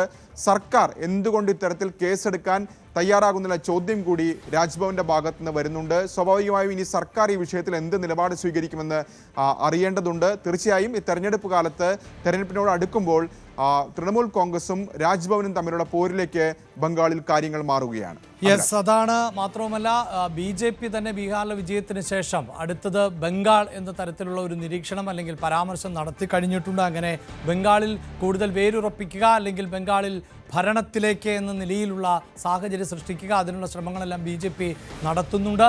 അതിനിടയിൽ കൂടിയാണ് ഈ ഗവർണറും അതോടൊപ്പം തന്നെ തൃണമൂൽ കോൺഗ്രസും തമ്മിലുള്ള പോരിങ്ങനെ ഇടയ്ക്കിടയ്ക്ക് രൂക്ഷമായിക്കൊണ്ടേയിരിക്കുന്നത്. ഇനി ചെങ്കോട്ട സ്ഫോടനവുമായി ബന്ധപ്പെട്ട വാർത്തയിലേക്ക് പോകുമ്പോൾ അവിടെ നടന്നത് ചാവേർ ആക്രമണം തന്നെ എന്നാണ് NIA സംഘത്തിൻ്റെ കണ്ടെത്തൽ. ചാവേറായ ഉമറുൻ നബിയുമായി സ്ഫോടനത്തിന് പദ്ധതിയിട്ട അമീർ റാഷിദ് അലി എന്നയാളെ അന്വേഷണ സംഘം പിടികൂടി കഴിഞ്ഞു. ഇയാൾ ജമ്മു സ്വദേശിയാണ്. കേസുമായി ബന്ധപ്പെട്ട് വിവിധ സംസ്ഥാനങ്ങളിൽ റെയ്ഡുകൾ തുടരുന്നുമുണ്ട്. വിശദാംശങ്ങളുമായി അഭിലാഷ് ചേരുന്നുണ്ട്. അഭിലാഷ്, ഇത് സ്ഫോടനം തന്നെയാണ് അല്ലെങ്കിൽ ഇത് ചാവേർ സ്ഫോടനം തന്നെയാണ് എന്ന ഒരു നിരീക്ഷണത്തിലേക്ക്, കണ്ടെത്തലിലേക്ക് NIA എത്തുന്നു. ഒപ്പം ഈ സ്ഫോടനവുമായി ബന്ധപ്പെട്ട പ്രധാനപ്പെട്ട പ്രതികളെ അറസ്റ്റ് ചെയ്യുന്ന സാഹചര്യം ഉണ്ടാകുന്നു. ഇതിൻ്റെ ഒരു ചുരുളഴിക്കാൻ കൃത്യമായി ദേശീയ അന്വേഷണ ഏജൻസിക്ക് സാധിക്കുമെന്ന് വേണമോ നമുക്ക് പ്രതീക്ഷിക്കാൻ? അഭിലാഷ്, അമീർ റാഷിദ് അലി എന്ന് പറഞ്ഞിട്ട് ഒരു ജമ്മു സ്വദേശിയുണ്ട്. ഇയാളെയാണ് ഇന്നലെ അറസ്റ്റ് ചെയ്തിരിക്കുന്നത്. ഈ അറസ്റ്റോടുകൂടി ചെങ്കോട്ട സ്ഫോടനത്തിന് പിന്നിലെ വലിയ രീതിയിലുള്ള പദ്ധതി പുറത്തായിട്ടുണ്ട്, അല്ലെങ്കിൽ അന്വേഷണ സംഘത്തിന് പിടികിട്ടിയിട്ടുണ്ട് എന്ന് വേണം മനസ്സിലാക്കാൻ. കാരണം ഈ അമീർ റാഷിദ് അലിയാണ് ഇത്തരത്തിൽ ചെങ്കോട്ടയ്ക്ക് അല്ലെങ്കിൽ ഡൽഹിയിലെ ഏതെങ്കിലും പ്രദേശത്ത് ഒരു സ്ഫോടനം നടത്താനായി ഉമർ ഉൻ നബിയുമായി ഒരു പദ്ധതി ഇട്ടതെന്നുള്ള വിവരങ്ങൾ പുറത്തു വരുന്നു. ഇതുമായി ബന്ധപ്പെട്ട് ഈ ഒരു സ്ഥലം കണ്ടുപിടിക്കാനും ഇതിൻ്റെ മറ്റ് സംവിധാനങ്ങൾ ഉമർ നബിക്ക് ഒരുക്കി നൽകാനും ഈ അമീർ റാഷിദ് അലി എന്ന് പറയുന്ന ആൾ ഡൽഹിയിലേക്ക് സഞ്ചരിച്ചു എന്നുള്ളതിൻ്റെ വിവരങ്ങൾ പുറത്തു വരുന്നുണ്ട്. ഇയാൾ ഈ I-20 കാറ് വാങ്ങുന്നതിന് എല്ലാ സംവിധാനങ്ങളും ഒരുക്കി കൊടുത്തത്, ഇടപാടുകൾ നടത്തിയത് ഈ അമീർ റാഷിദ് അലിയാണെന്നുള്ള വിവരങ്ങൾ വരുന്നുണ്ട്. ഇയാൾ ജമ്മു കാശ്മീർ സ്വദേശിയാണ്. അങ്ങനെ ഉമറുൻ നബിയുമായി ഈ ഒരു പർട്ടിക്കുലർ ഈ ചെങ്കോട്ട സ്ഫോടനം നടത്തുന്നതിന് വേണ്ടി പദ്ധതിയിട്ട ആളാണ് അമീർ റാഷിദ് അലി എന്നുള്ള വിവരങ്ങൾ പുറത്തു വരുന്നു. അങ്ങനെ ചെങ്കോട്ട സ്ഫോടനവുമായി ബന്ധപ്പെട്ടുള്ള ഏറ്റവും പ്രധാനപ്പെട്ട 2 പേരെ NIA തിരിച്ചറിഞ്ഞിരിക്കുന്നു. അതിൽ ഒരാൾ കൊല്ലപ്പെട്ടു. ചാവേർ ആക്രമണത്തിൽ ഉമർ നബി കൊല്ലപ്പെട്ടു. അയാൾക്കൊപ്പം നിന്ന ആൾ അമീർ റാഷിദ് അലി ഇപ്പോൾ പിടിയിലായിരിക്കുന്നു. നവംബർ 10-ാം തീയതി തിങ്കളാഴ്ച ഈ ഒരു സ്ഫോടനം ഉണ്ടായതിനു ശേഷം ഇന്നേ വരെ ഒരാഴ്ചയെ പിന്നിടുമ്പോൾ നിരവധി പേരെ അറസ്റ്റിലായിരിക്കുന്നത്. നിരവധി പേർ അറസ്റ്റിലായി എന്നുള്ള മാത്രമല്ല, നൂറുകണക്കിന് ആളുകൾ ഇപ്പോൾ അന്വേഷണ സംഘത്തിന്റെ നിരീക്ഷണത്തിലാണ് എന്നുള്ളതാണ് വിവരം. അതിൽ വിദ്യാർത്ഥികളുണ്ട്, ഡോക്ടർമാരുണ്ട്, അധ്യാപകരുണ്ട്, ഇമാമുകളുണ്ട്. അങ്ങനെ രാജ്യത്തെ വിവിധ നോർത്ത് ഇന്ത്യൻ സംസ്ഥാനങ്ങളിൽ വ്യാപിച്ചു കിടക്കുന്ന രീതിയിലുള്ള പരന്ന ഒരു അന്വേഷണം നടക്കുന്നു. അതിൽ മധ്യപ്രദേശ്, ഉത്തർപ്രദേശ്, ഹരിയാന, പഞ്ചാബ്, ഡൽഹി, ജമ്മു തുടങ്ങിയിട്ടുള്ള സംസ്ഥാനങ്ങളിൽ വലിയ രീതിയിൽ പോലീസിൻ്റെയും NIA സംഘത്തിൻ്റെയും റെയ്ഡ് നടക്കുന്നു. നിരവധി പേർ പിടിയിലാകുന്നു, നിരവധി പേർ നിരീക്ഷണത്തിലാകുന്നു. ഇതിൽ ഒരു ഈ അൽഫല യൂണിവേഴ്സിറ്റിയിലെ ഒരു നഴ്സിംഗ് ജീവനക്കാരിയുണ്ട്, ശോഭ ഖാൻ എന്ന് പറഞ്ഞിട്ട്. അവരാണ് ഈ ഉമറുൻ നബിക്ക് ഹരിയാനയിൽ താമസ സൗകര്യം ഒരുക്കി കൊടുത്തത്. അതിനു വേണ്ടിയിട്ടുള്ള പണം വരെ അവർ നൽകിയെന്നുള്ള വിവരങ്ങൾ പുറത്തു വരുന്നു. അങ്ങനെ അതുപോലെ ഹരിയാനയിലെ ഒരു പ്രിയങ്ക ശർമ്മ എന്ന് പറയുന്ന ഒരു യുവതി, അവർക്ക് ഈ സംഘവുമായി ബന്ധമുണ്ടോ എന്ന് NIA സംശയിക്കുന്നുണ്ട്. അങ്ങനെ നിരവധി ആളുകളുണ്ട്. മാത്രമല്ല അസമിൽ നിന്ന് ഈ ഭീകരവാദികൾക്ക് പിന്തുണ നൽകിക്കൊണ്ട് ചിലർ സമൂഹ മാധ്യമങ്ങളിൽ കുറിപ്പുകൾ എഴുതുന്നുണ്ട്.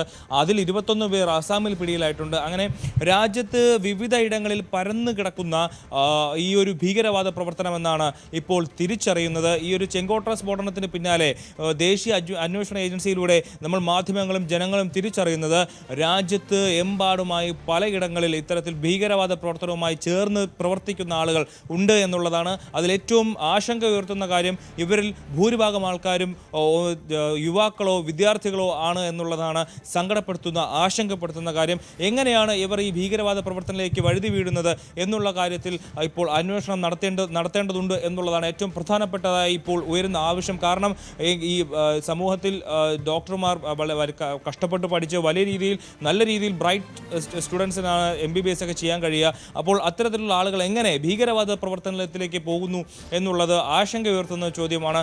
അതിനുള്ള ഉത്തരം കൂടി നമ്മുടെ അന്വേഷണ സംഘം കണ്ടെത്തേണ്ടി വരും എന്നുള്ളതാണ്.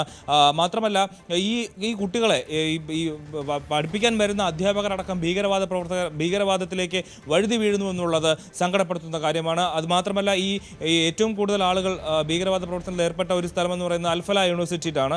അവിടെ എങ്ങനെയാണ് ഇത്തരത്തിൽ ആളുകൾ വരുന്നത്, ആ അൽഫല യൂണിവേഴ്സിറ്റിയുടെ പ്രവർത്തനങ്ങൾ എങ്ങനെയാണ് തുടങ്ങിയിട്ടുള്ള കാര്യങ്ങളുണ്ട്. മാത്രമല്ല NAAC അക്രഡിറ്റേഷൻ ഇല്ലാത്ത ഈ ഒരു യൂണിവേഴ്സിറ്റി അങ്ങനെ അക്രഡിറ്റേഷൻ ഉണ്ട് എന്ന് പറഞ്ഞ് എങ്ങനെ പ്രവർത്തിച്ചു തുടങ്ങിയിട്ടുള്ള കാര്യങ്ങൾ NIAയുടെ അന്വേഷണ പരിധിയിലുണ്ട്. മാത്രമല്ല കാശ്മീരിലെ അനന്തനാഗിലെ ഗവൺമെൻറ് മെഡിക്കൽ കോളേജിലെ വിദ്യാർത്ഥിയും അധ്യാപകരും ഒക്കെ ഇപ്പോൾ ചില അധ്യാപകർ പിടിയിലായിട്ടുണ്ട്, ഒരു വിദ്യാർത്ഥി പിടിയിലായിട്ടുണ്ട്. പലരുടെയും പശ്ചാത്തലം ഇപ്പോൾ NIAയുടെ നിരീക്ഷണത്തിലാണ്. ഇങ്ങനെ ഡൽഹി ചെങ്കോട്ട സ്ഫോടനവുമായി ബന്ധപ്പെട്ട് രാജ്യത്തിൻ്റെ പ്രധാനപ്പെട്ട മേഖലകളിലെ ആരോഗ്യ മേഖലകളിലെ ആളുകളടക്കം ഇപ്പോൾ നിരീക്ഷണത്തിലാണ് എന്നുള്ളതാണ് ഏറ്റവും പ്രധാനപ്പെട്ട വിവരം എന്ന് പറയുന്നത്.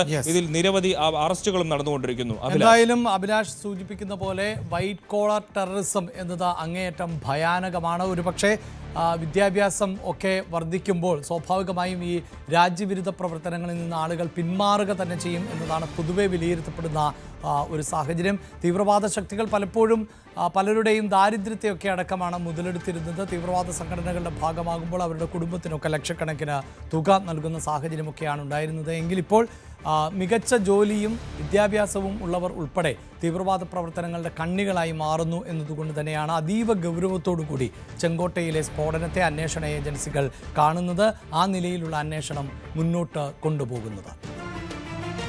കണ്ണൂരിൽ BLO ആത്മഹത്യ ചെയ്തതിൽ പ്രതിഷേധിച്ച് സംസ്ഥാന വ്യാപകമായി BLOമാർ ഇന്ന് ജോലി ബഹിഷ്കരിക്കുകയാണ്. മുഖ്യ തെരഞ്ഞെടുപ്പ് ഓഫീസറുടെ ഓഫീസിലേക്കും ജില്ലാ വരണാധികാരികളുടെ ഓഫീസുകളിലേക്കും പ്രതിഷേധ മാർച്ച് നടക്കും. അനീഷ് ജോർജിൻ്റെ ആത്മഹത്യയുടെ ഉത്തരവാദിത്തം തെരഞ്ഞെടുപ്പ് കമ്മീഷനാണ് എന്ന് സംയുക്ത സമരസമിതി പ്രതികരിച്ചു. SIRുമായി ബന്ധപ്പെട്ട ജോലികളും BLOയുടെ മരണവും തമ്മിൽ ബന്ധമില്ല എന്നാണ് കളക്ടറുടെ വിശദീകരണം. ആത്മഹത്യ ചെയ്ത അനീഷ് ജോർജിൻ്റെ സംസ്കാരം ഇന്ന് നടക്കും.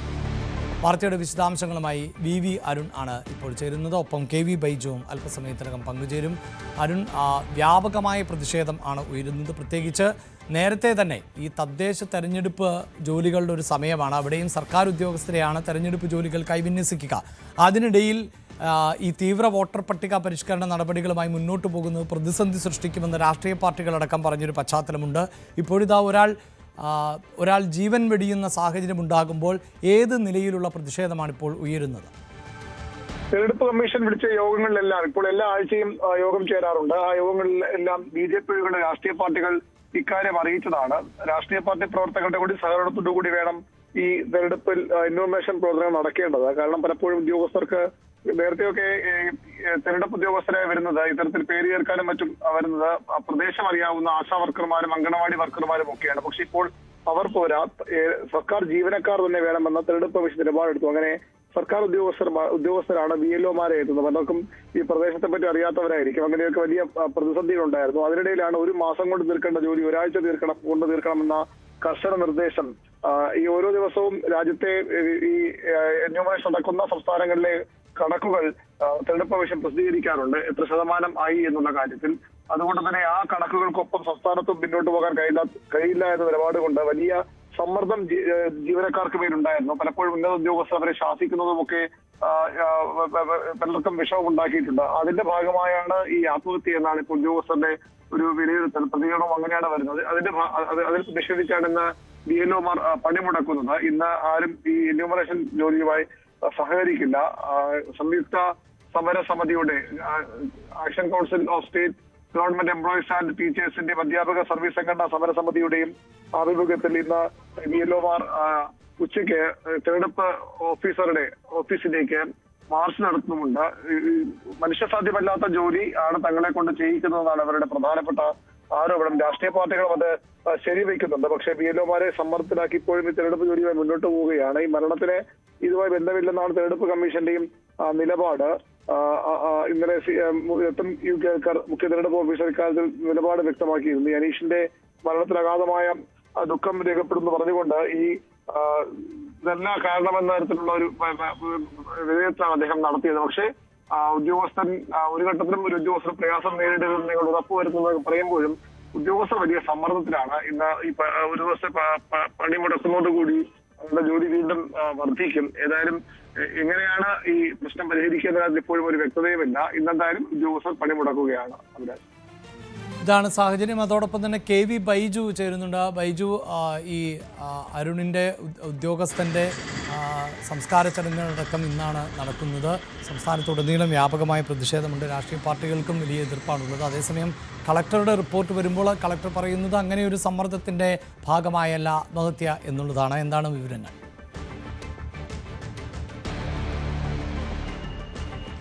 അഭിലാഷ്, ഇന്ന് ഏതായാലും അനീഷിന്റെ സംസ്കാരം ഇന്ന് 3 മണിക്കാണ് നടക്കുന്നത്. ഏറ്റുകുടുക്ക പള്ളിമുക്കിലെ ലൂർദ് മാതാ കത്തോലിക്ക സെമിത്തേരിയിലാണ് ഇന്ന് സംസ്കാര ചടങ്ങുകൾ നടക്കുന്നത്. അതിനിടയിലാണ് അഭിലാഷ് സൂചിപ്പിച്ചതുപോലെ തന്നെ ഇതിൽ വീണ്ടും ഒരു വിവാദം ഉയർന്നു വന്നിരിക്കുന്നത്. അതായത് ജില്ലാ കലക്ടറുടെ റിപ്പോർട്ട് തള്ളിക്കൊണ്ടിപ്പോൾ കുടുംബം രംഗത്ത് വന്നിരിക്കുന്നു. ഈ കലക്ടറുടെ റിപ്പോർട്ടിൽ പറയുന്നത് അത്തരത്തിൽ അനീഷിന് ഏതെങ്കിലും തരത്തിൽ ജോലിഭാരം ഉണ്ടായിരുന്നില്ല എന്നാണ്. അത്തരം കാര്യങ്ങളൊന്നും അനീഷ് മേലുദ്യോഗസ്ഥരോട് പങ്കുവച്ചിട്ടില്ല എന്ന് പറയുന്നു. മാത്രമല്ല, അനീഷിന് ഏതെങ്കിലും തരത്തിൽ സഹായം വേണോ എന്ന് ഉദ്യോഗസ്ഥർ ചോദിച്ചപ്പോൾ ആവശ്യമില്ല എന്ന തരത്തിൽ പ്രതികരിച്ചുവെന്നാണ് ഈ കലക്ടറുടെ റിപ്പോർട്ടിലുള്ളത്. അത് കുടുംബം പൂർണ്ണമായും തള്ളുകയാണ്. അനീഷിനെ സംബന്ധിച്ചിടത്തോളം വലിയ ജോലിഭാരം ഉണ്ടായിരുന്നു എന്ന് തന്നെയാണ് കുടുംബം പറയുന്നത്. അത്തരത്തിൽ വലിയ മാനസിക സമ്മർദ്ദത്തിലായിരുന്നു അനീഷ് എന്നും കുടുംബം ഇന്നും ആവർത്തിച്ച് പറയുന്നുണ്ട്. അതായത് ഈ വീട്ടുകാരോട് പറഞ്ഞ കാര്യങ്ങളിൽ ഇത് തനിക്ക് പൂർത്തിയാക്കാൻ കഴിയുമോ എന്നൊരു ആശങ്കയുണ്ടായിരുന്നു. തന്റെ ജോലിനെ ബാധിക്കുന്ന തരത്തിലേക്ക് കാര്യങ്ങൾ നീങ്ങുമോ എന്ന ആശങ്കയുണ്ടായിരുന്നു. അത്തരത്തിൽ ഭക്ഷണം പോലും കഴിക്കാത്ത അനീഷിന്റെ അവസ്ഥ അത് കഴിഞ്ഞ ഇന്നലെ തന്നെ റിപ്പോർട്ട് ചെയ്താണ്. അത്തരം കാര്യങ്ങൾ കുടുംബം ആവർത്തിക്കുന്നുണ്ട്. അതിനിടയിൽ തന്നെയാണ് രാഷ്ട്രീയമായ ഒരു വിവാദവും ഇതിൽ ഉയർന്നു വന്നിരിക്കുന്നത്. അതായത് CPM ആണ്. നമുക്കറിയാം, ഈ ഏറ്റുകുടുക്ക എന്ന് പറയുന്നത് CPM-ന്റെ ശക്തി കേന്ദ്രമാണ്. അത് CPM-ന്റെ പ്രവർത്തകരുടെ ഭീഷണിയെ തുടർന്നാണ് അനീഷിന് ഇത്തരത്തിൽ ആത്മഹത്യ ചെയ്തേണ്ടി വന്നതെന്നൊരു ആരോപണമായി കോൺഗ്രസ് ഇന്നലെ തന്നെ രംഗത്ത് വന്നിരുന്നു. അതിനുള്ള ഡിജിറ്റൽ തെളിവുകൾ ഉൾപ്പെടെ പുറത്തുവിടുമെന്നായിരുന്നു കോൺഗ്രസ് വ്യക്തമാക്കിയിരുന്നത്. അതായത് ഈ അനീഷ് ഇത്തരത്തിൽ ഫോമുമായി വീടുകളിലേക്ക് പോകുമ്പോൾ ഇതിൽ കോൺഗ്രസിന്റെ ഒരു ഏജന്റ് കൂടെ ഉണ്ടായിരുന്നു എന്നാരോപിച്ച് ഈ അനീഷിനെ ഭീഷണിപ്പെടുത്തിയെന്ന കാര്യങ്ങളൊക്കെയാണ് കോൺഗ്രസ് പറയുന്നത്. ഇതിന്റെ ഡിജിറ്റൽ തെളിവുകൾ ഇന്ന് പുറത്തുവിടും എന്ന് കോൺഗ്രസ് വ്യക്തമാക്കിയിട്ടുണ്ട്. എന്തായാലും കലക്ടറുടെ റിപ്പോർട്ടിൽ പറയുന്നത് 80% ജോലി അനീഷ് പൂർത്തിയാക്കിയെന്നാണ്. അതുകൊണ്ട് തന്നെ ഏതെങ്കിലും തരത്തിൽ സമ്മർദ്ദം ഉണ്ടായിട്ടില്ല എന്ന റിപ്പോർട്ടാണ് ഇപ്പോൾ ജില്ലാ കളക്ടറുടെ ഭാഗത്തുണ്ടായിട്ടുള്ളത്. അത് പൂർണ്ണമായും തള്ളിക്കൊണ്ടാണ് ഇപ്പോൾ കുടുംബം രംഗത്ത് വന്നിരിക്കുന്നത്. അഭിലാഷ്, യെസ്, ഇതാണ് സാഹചര്യം. എന്തായാലും BLOമാർക്ക് വലിയ അധ്വാനമാണ് ഉള്ളത്, വലിയ ജോലിഭാരമാണ് ഉള്ളത് എന്ന് പൊതുവെ ഒരു അഭിപ്രായം കൂടി ഉയരുന്ന പശ്ചാത്തലമുണ്ട്. അതിനിടെയായിരുന്നു അനീഷിൻ്റെ ആത്മഹത്യ. എന്നാൽ റിപ്പോർട്ട്, അതായത് കളക്ടർ ഈ ആരോപണങ്ങളെല്ലാം തള്ളുകയാണ്. വൃശ്ചികപ്പുലരിയിൽ സന്നിധാനത്ത് വൻ തീർത്ഥാടക തിരക്ക്. പുലർച്ചെ 3 മണിക്ക് പുതിയ മേൽശാന്തി ED പ്രസാദ് നമ്പൂതിരിയാണ് നട തുറന്നത്.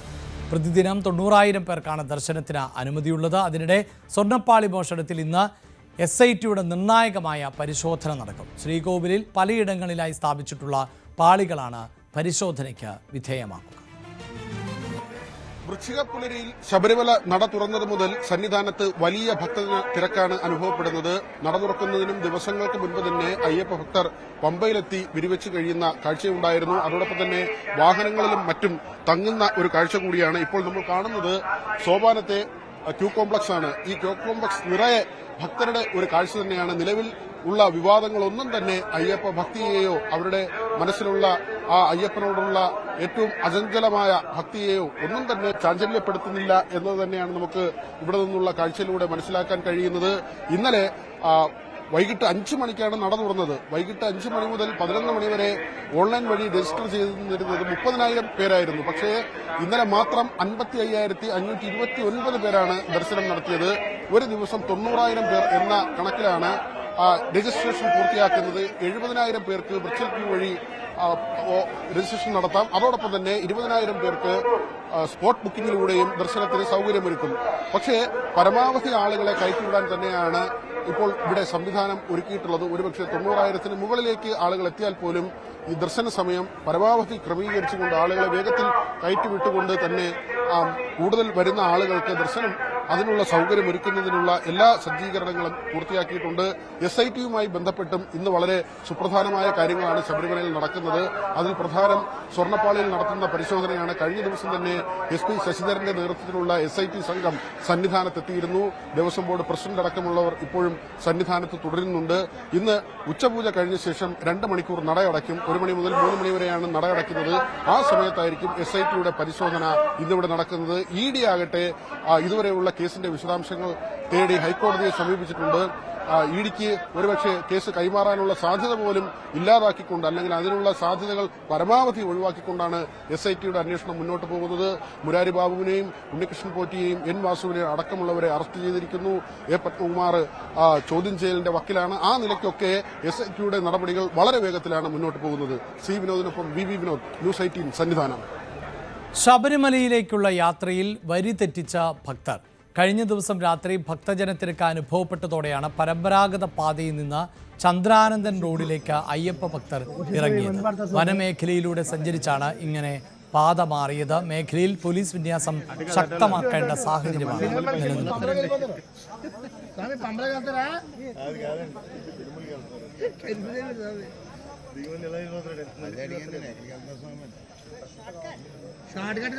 ശബരിമല സ്വർണ്ണപ്പാളി മോഷണ കേസിൽ മുൻ Devaswom board president A Padmakumar crime branch ഓഫീസിൽ വൈകാതെ ചോദ്യം ചെയ്യലിന് ഹാജരായേക്കും.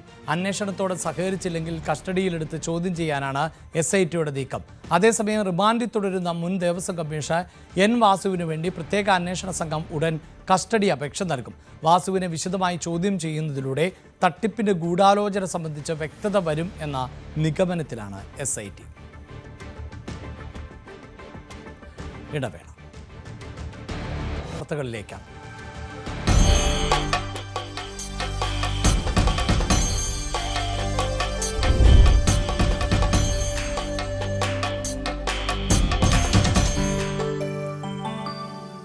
BJP നേതൃത്വത്തിനെതിരെ അതിരൂക്ഷ വിമർശനം ഉന്നയിക്കുകയാണ് മുതിർന്ന കോൺഗ്രസ് നേതാവ് K മുരളീധരൻ. തെരഞ്ഞെടുത്ത ജനപ്രതിനിധികളുടെ ജീവൻ രക്ഷിക്കാൻ കഴിയാത്ത BJPക്ക് എങ്ങനെ തിരുവനന്തപുരം നഗരസഭയെ രക്ഷിക്കാൻ കഴിയുമെന്നാണ് മുരളീധരന്റെ ചോദ്യം. രാജീവ് ചന്ദ്രശേഖരൻ ബിസിനസ്സുകാരനാണ്. RSSന്റെ തിട്ടൂരം തനിക്ക് ആവശ്യമില്ല. ബീഹാറിലെ വിജയം കണ്ട് BJP കേരളത്തിൽ പടക്കം പൊട്ടിക്കാൻ നോക്കേണ്ട എന്നും K മുരളീധരൻ News 18നോട് പറഞ്ഞു. തദ്ദേശ തെരഞ്ഞെടുപ്പിന്റെ പ്രചാരണം അതിന്റെ പാരമ്യത്തിലേക്ക് കടക്കുകയാണ്. തലസ്ഥാനത്ത് UDFന്റെ തെരഞ്ഞെടുപ്പ് പ്രചാരണങ്ങൾക്ക് നേതൃത്വം നൽകുന്നത് K മുരളീധരനാണ്. അദ്ദേഹം എന്നോടൊപ്പം വലിയതുറയിലെ ഈ ഒരു പരിപാടിയിൽ പങ്കെടുക്കാൻ എത്തിയതാണ്. അദ്ദേഹം നമ്മളോടൊപ്പം ചേരുന്നു. വലിയ തരത്തിൽ പ്രചാരണം കൊടുമ്പിരി കൊള്ളുകയാണ്. അതിനിടയിലാണ് കഴിഞ്ഞ ദിവസം ഒരു RSS മുൻ പ്രവർത്തകൻ എന്ന് BJP അവകാശപ്പെടുന്നയാളുടെ ആത്മഹത്യ സംഭവിക്കുന്നത്. ഇന്ന് അതുമായി ബന്ധപ്പെട്ട് BJP നേതൃത്വം താങ്കൾക്കെതിരെ അടക്കം വലിയ രൂക്ഷമായ വിമർശനം ഉന്നയിച്ചു. S സുരേഷാണ് അദ്ദേഹം പറഞ്ഞത്. രാജീവ് ചന്ദ്രശേഖർ ഒരു കിങ്ങിണിക്കുട്ടനല്ല എന്ന കാര്യം K മുരളീധരൻ മനസ്സിലാക്കണം. എന്താണ് അവർക്ക്? ചന്ദ്രശേഖരൻ ഒരു വെറും ബിസിനസ്സുകാരൻ മാത്രമാണ്, അത് രാഷ്ട്രീയക്കാരനല്ല. K മുരളീധരൻ നല്ല രാഷ്ട്രീയ പാരമ്പര്യത്തിൽ നിന്ന് വന്ന ആളാണ്. അപ്പോൾ RSSകാരെ തിട്ടുവരാൻ K മുരളീധരൻ ആവശ്യമില്ല. ഞാൻ എല്ലാ കാലത്തും അവർ എതിർത്തിട്ടുള്ള ആളാണ്, ഇനിയും ഞാൻ എതിർക്കും. ഈ നഗരസഭയുടെ ഭരണം കൈയാളാൻ BJPക്ക് യോഗ്യതയില്ല എന്ന് ഈ അടുത്ത കാലത്ത് നടന്ന സംഭവങ്ങൾ തെളിയിച്ചിരിക്കുകയാണ്. തെരഞ്ഞെടുത്ത ജനപ്രതിനിധിയുടെ ജീവൻ പോലും രക്ഷിക്കാൻ കഴിയാത്തൊരു പാർട്ടിക്ക് ഈ നഗരസഭയെ രക്ഷിക്കാൻ കഴിയില്ല. അതുകൊണ്ട് തന്നെ ശക്തമായി മുന്നോട്ട് പോകും. RSSും BJPയും എന്ത് തന്നെ ഹാലളകിയാലും ശരി, അവരെ ഈ നഗരസഭയിൽ കാലുകുത്താൻ ഞങ്ങൾ അനുവദിക്കില്ല. ഈ ശബരിനാഥനെ അടക്കം ലക്ഷ്യം വെച്ചുകൊണ്ടാണ് അവർ അത്തരമൊരു അവരെ ആരും മൈൻഡ് ചെയ്യുന്നു. ഇപ്പോൾ ഞാൻ പറഞ്ഞു, തെരഞ്ഞെടുത്ത ജനപ്രതിനിധിയുടെ ജീവൻ പോലും രക്ഷിക്കാൻ കഴിയാത്തൊരു പാർട്ടി അവർക്ക് എങ്ങനെ ഈ നഗരസഭയെ ഏൽപ്പിക്കാൻ കഴിയും? ഇന്ത്യയിലെ അവർ ചില സ്റ്റേറ്റിലൊക്കെ ജയിക്കുന്നുണ്ട്, അത് ശരിയാണ്. അതുകൊണ്ട് ഈ ബീഹാറിൽ വിജയിച്ചു എന്ന് വിചാരിച്ചിട്ട് തിരുവനന്തപുരത്ത് പടം പൊട്ടിക്കാൻ നിൽക്കണ്ട. തിരുവനന്തപുരത്ത് ഒരിക്കലും പൊട്ടിക്കേണ്ടി വരില്ല. എന്തായാലും വലിയ തരത്തിലുള്ള ആവേശം നിറച്ചുകൊണ്ടാണ് UDFന്റെ പ്രചാരണം എല്ലാ സ്ഥലങ്ങളിലും പുരോഗമിച്ചുകൊണ്ടിരിക്കുന്നത്. K മുരളീധരൻ തന്നെ പരമാവധി സ്ഥലങ്ങളിൽ നേരിട്ടെത്തിക്കൊണ്ട് വോട്ടർമാരെ നേരിൽ കണ്ട് സ്ഥാനാർത്ഥികൾക്ക് വേണ്ടി വോട്ടുറപ്പിക്കാനുള്ള ശ്രമങ്ങൾക്ക് നേതൃത്വം നൽകുന്ന കാഴ്ചയാണ് തിരുവനന്തപുരത്തെ നഗരസഭയുടെ ഭാഗമായിട്ടുള്ള പ്രധാനപ്പെട്ട വാർഡുകളിലെല്ലാം കാണാൻ കഴിയുന്നത്. ക്യാമറമാൻ ബിപിൻ മുരളിക്കൊപ്പം ഡാൻ കുര്യൻ, News 18.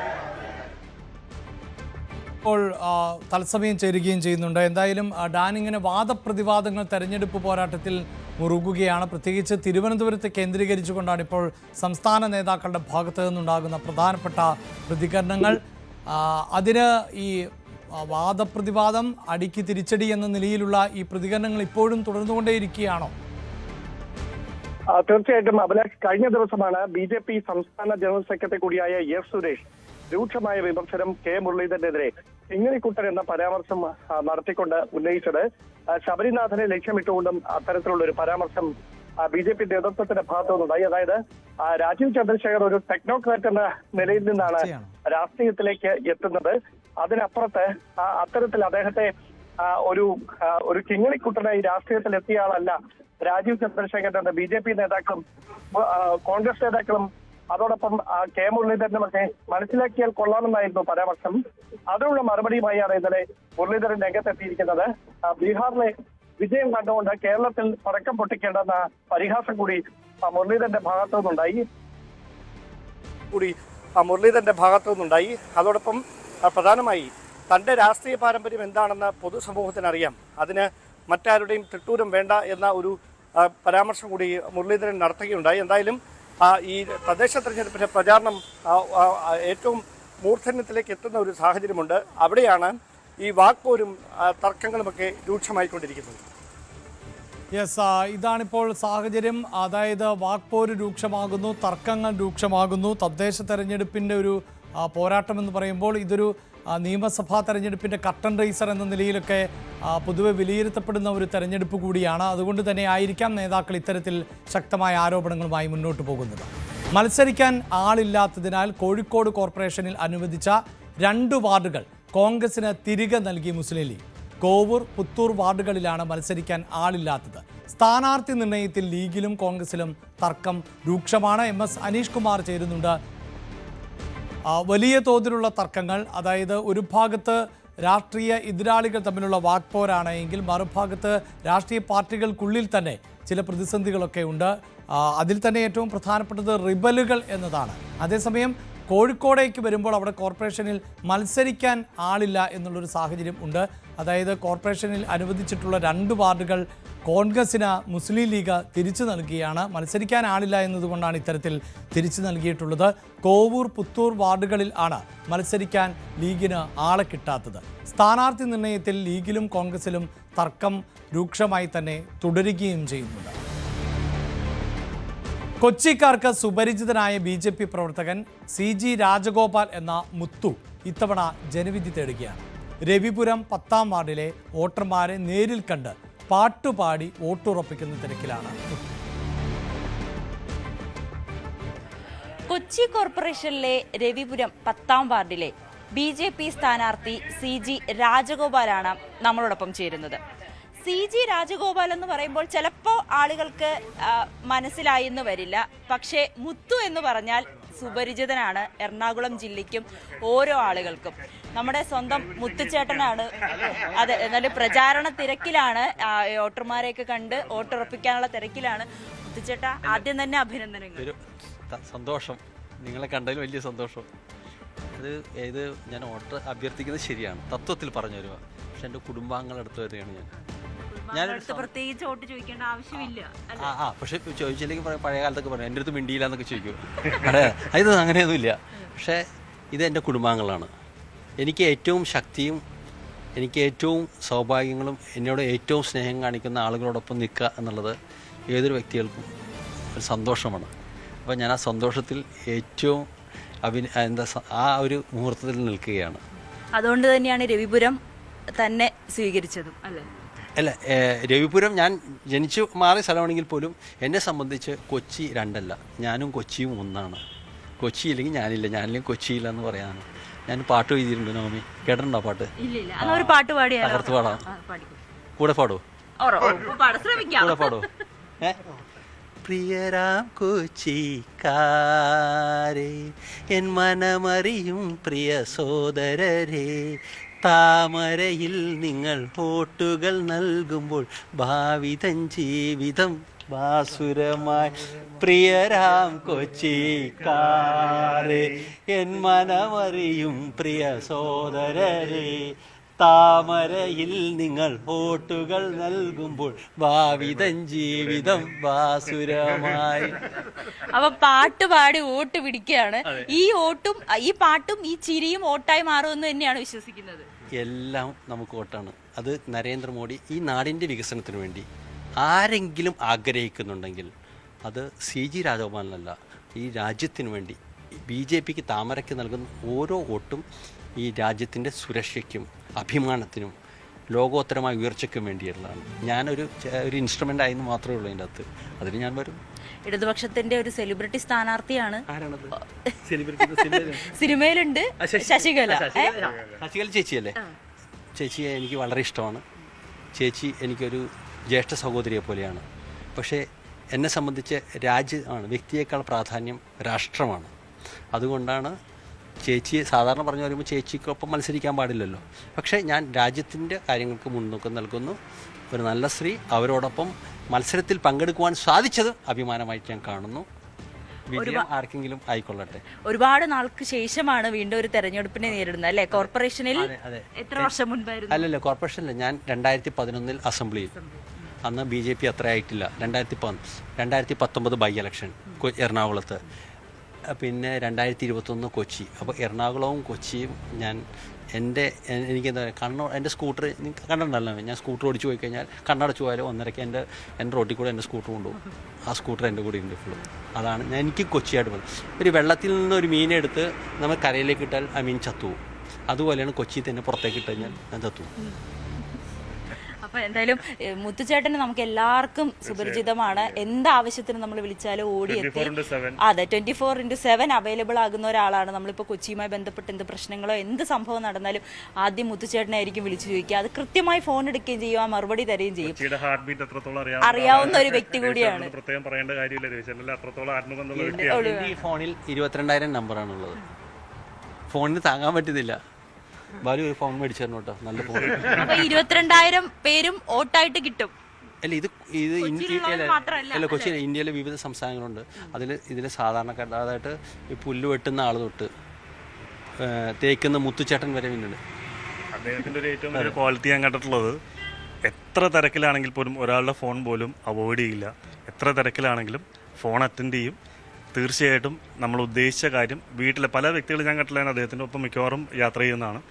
അവരവരുടെ വീടുകളിലെ ചെറിയ ആവശ്യങ്ങൾ പോലും അഭിപ്രായം വിളിച്ചു ചോദിക്കണം അദ്ദേഹത്തിൻ്റെ അടുത്താണ്. ഞാൻ ചോദിക്കാറുണ്ട്, അത് സാധാരണക്കാർ ചെറിയ ആളുകളൊന്നുമല്ല, അത്രത്തോളം പ്രായത്തിൽ മുതിർന്ന ആളുകൾ പോലും മകളുടെ കല്യാണം, എൻഗേജ്മെൻറ്റ്, അല്ലെങ്കിൽ വീട്ടിലെന്തെങ്കിലും ഫംഗ്ഷൻ, അതെങ്ങനെയായിരിക്കും, അല്ലെങ്കിൽ കൊച്ചിൻ്റെ ട്രീറ്റ്മെൻറ്റിൻ്റെ കാര്യം, എഡ്യൂക്കേഷൻ, എല്ലാ കാര്യത്തിനും അഭിപ്രായം തരുന്ന ഇദ്ദേഹത്തോട്. അത് കാണുമ്പോൾ എനിക്ക് ഭയങ്കര, എൻ്റെ കൂടെ പഠിച്ചതാണെന്ന് പറയുമ്പോൾ ഇത്രത്തോളം ആളുകളിലേക്ക് അഭിമാനം തോന്നാറുണ്ട്. തീർച്ചയായിട്ടും വളരെ സന്തോഷം. രവിയേട്ടൻ ഈ പറഞ്ഞ പോലെ തന്നെ ഞങ്ങളിപ്പോൾ വരുന്ന സമയത്ത് അത് ഷെയർ ചെയ്തുകൊണ്ടിരിക്കുകയായിരുന്നു. ഒരു ജനപ്രതിനിധി എങ്ങനെയാകണം, അല്ലെങ്കിൽ ഒരു വാർഡിനെ പ്രതി ഒരു കൗൺസിലറോ ഒന്നും അല്ല. പക്ഷേ മുത്തുചേട്ടൻ എല്ലാ കാര്യത്തിലും മുൻപന്തിയിലുണ്ടാകും. നമ്മുടെ എപ്പോൾ ഫോൺ വിളിച്ചാലും എടുക്കും. ഒരു ജനപ്രതിനിധി എങ്ങനെയാകണം എന്ന് പലപ്പോഴും മാതൃകയായിരിക്കുന്ന ഒരാളും കൂടിയാണ് മുത്തുചേട്ടൻ. അപ്പോൾ എങ്ങനെയുണ്ട് മുത്തുചേട്ടൻ്റെ ഒരു സ്ഥാനാർത്ഥിത്വത്തെ എങ്ങനെ നോക്കിക്കാണും? ഞാൻ വളരെ പോസിറ്റീവായിട്ടാണ് കാണുന്നത്. നല്ല നല്ല ചാൻസ് ഉണ്ട്. എനിവേ നമുക്കത് ഇനി അത് വോട്ടാക്കി എടുക്കണം, അത്രേ ഉള്ളൂ.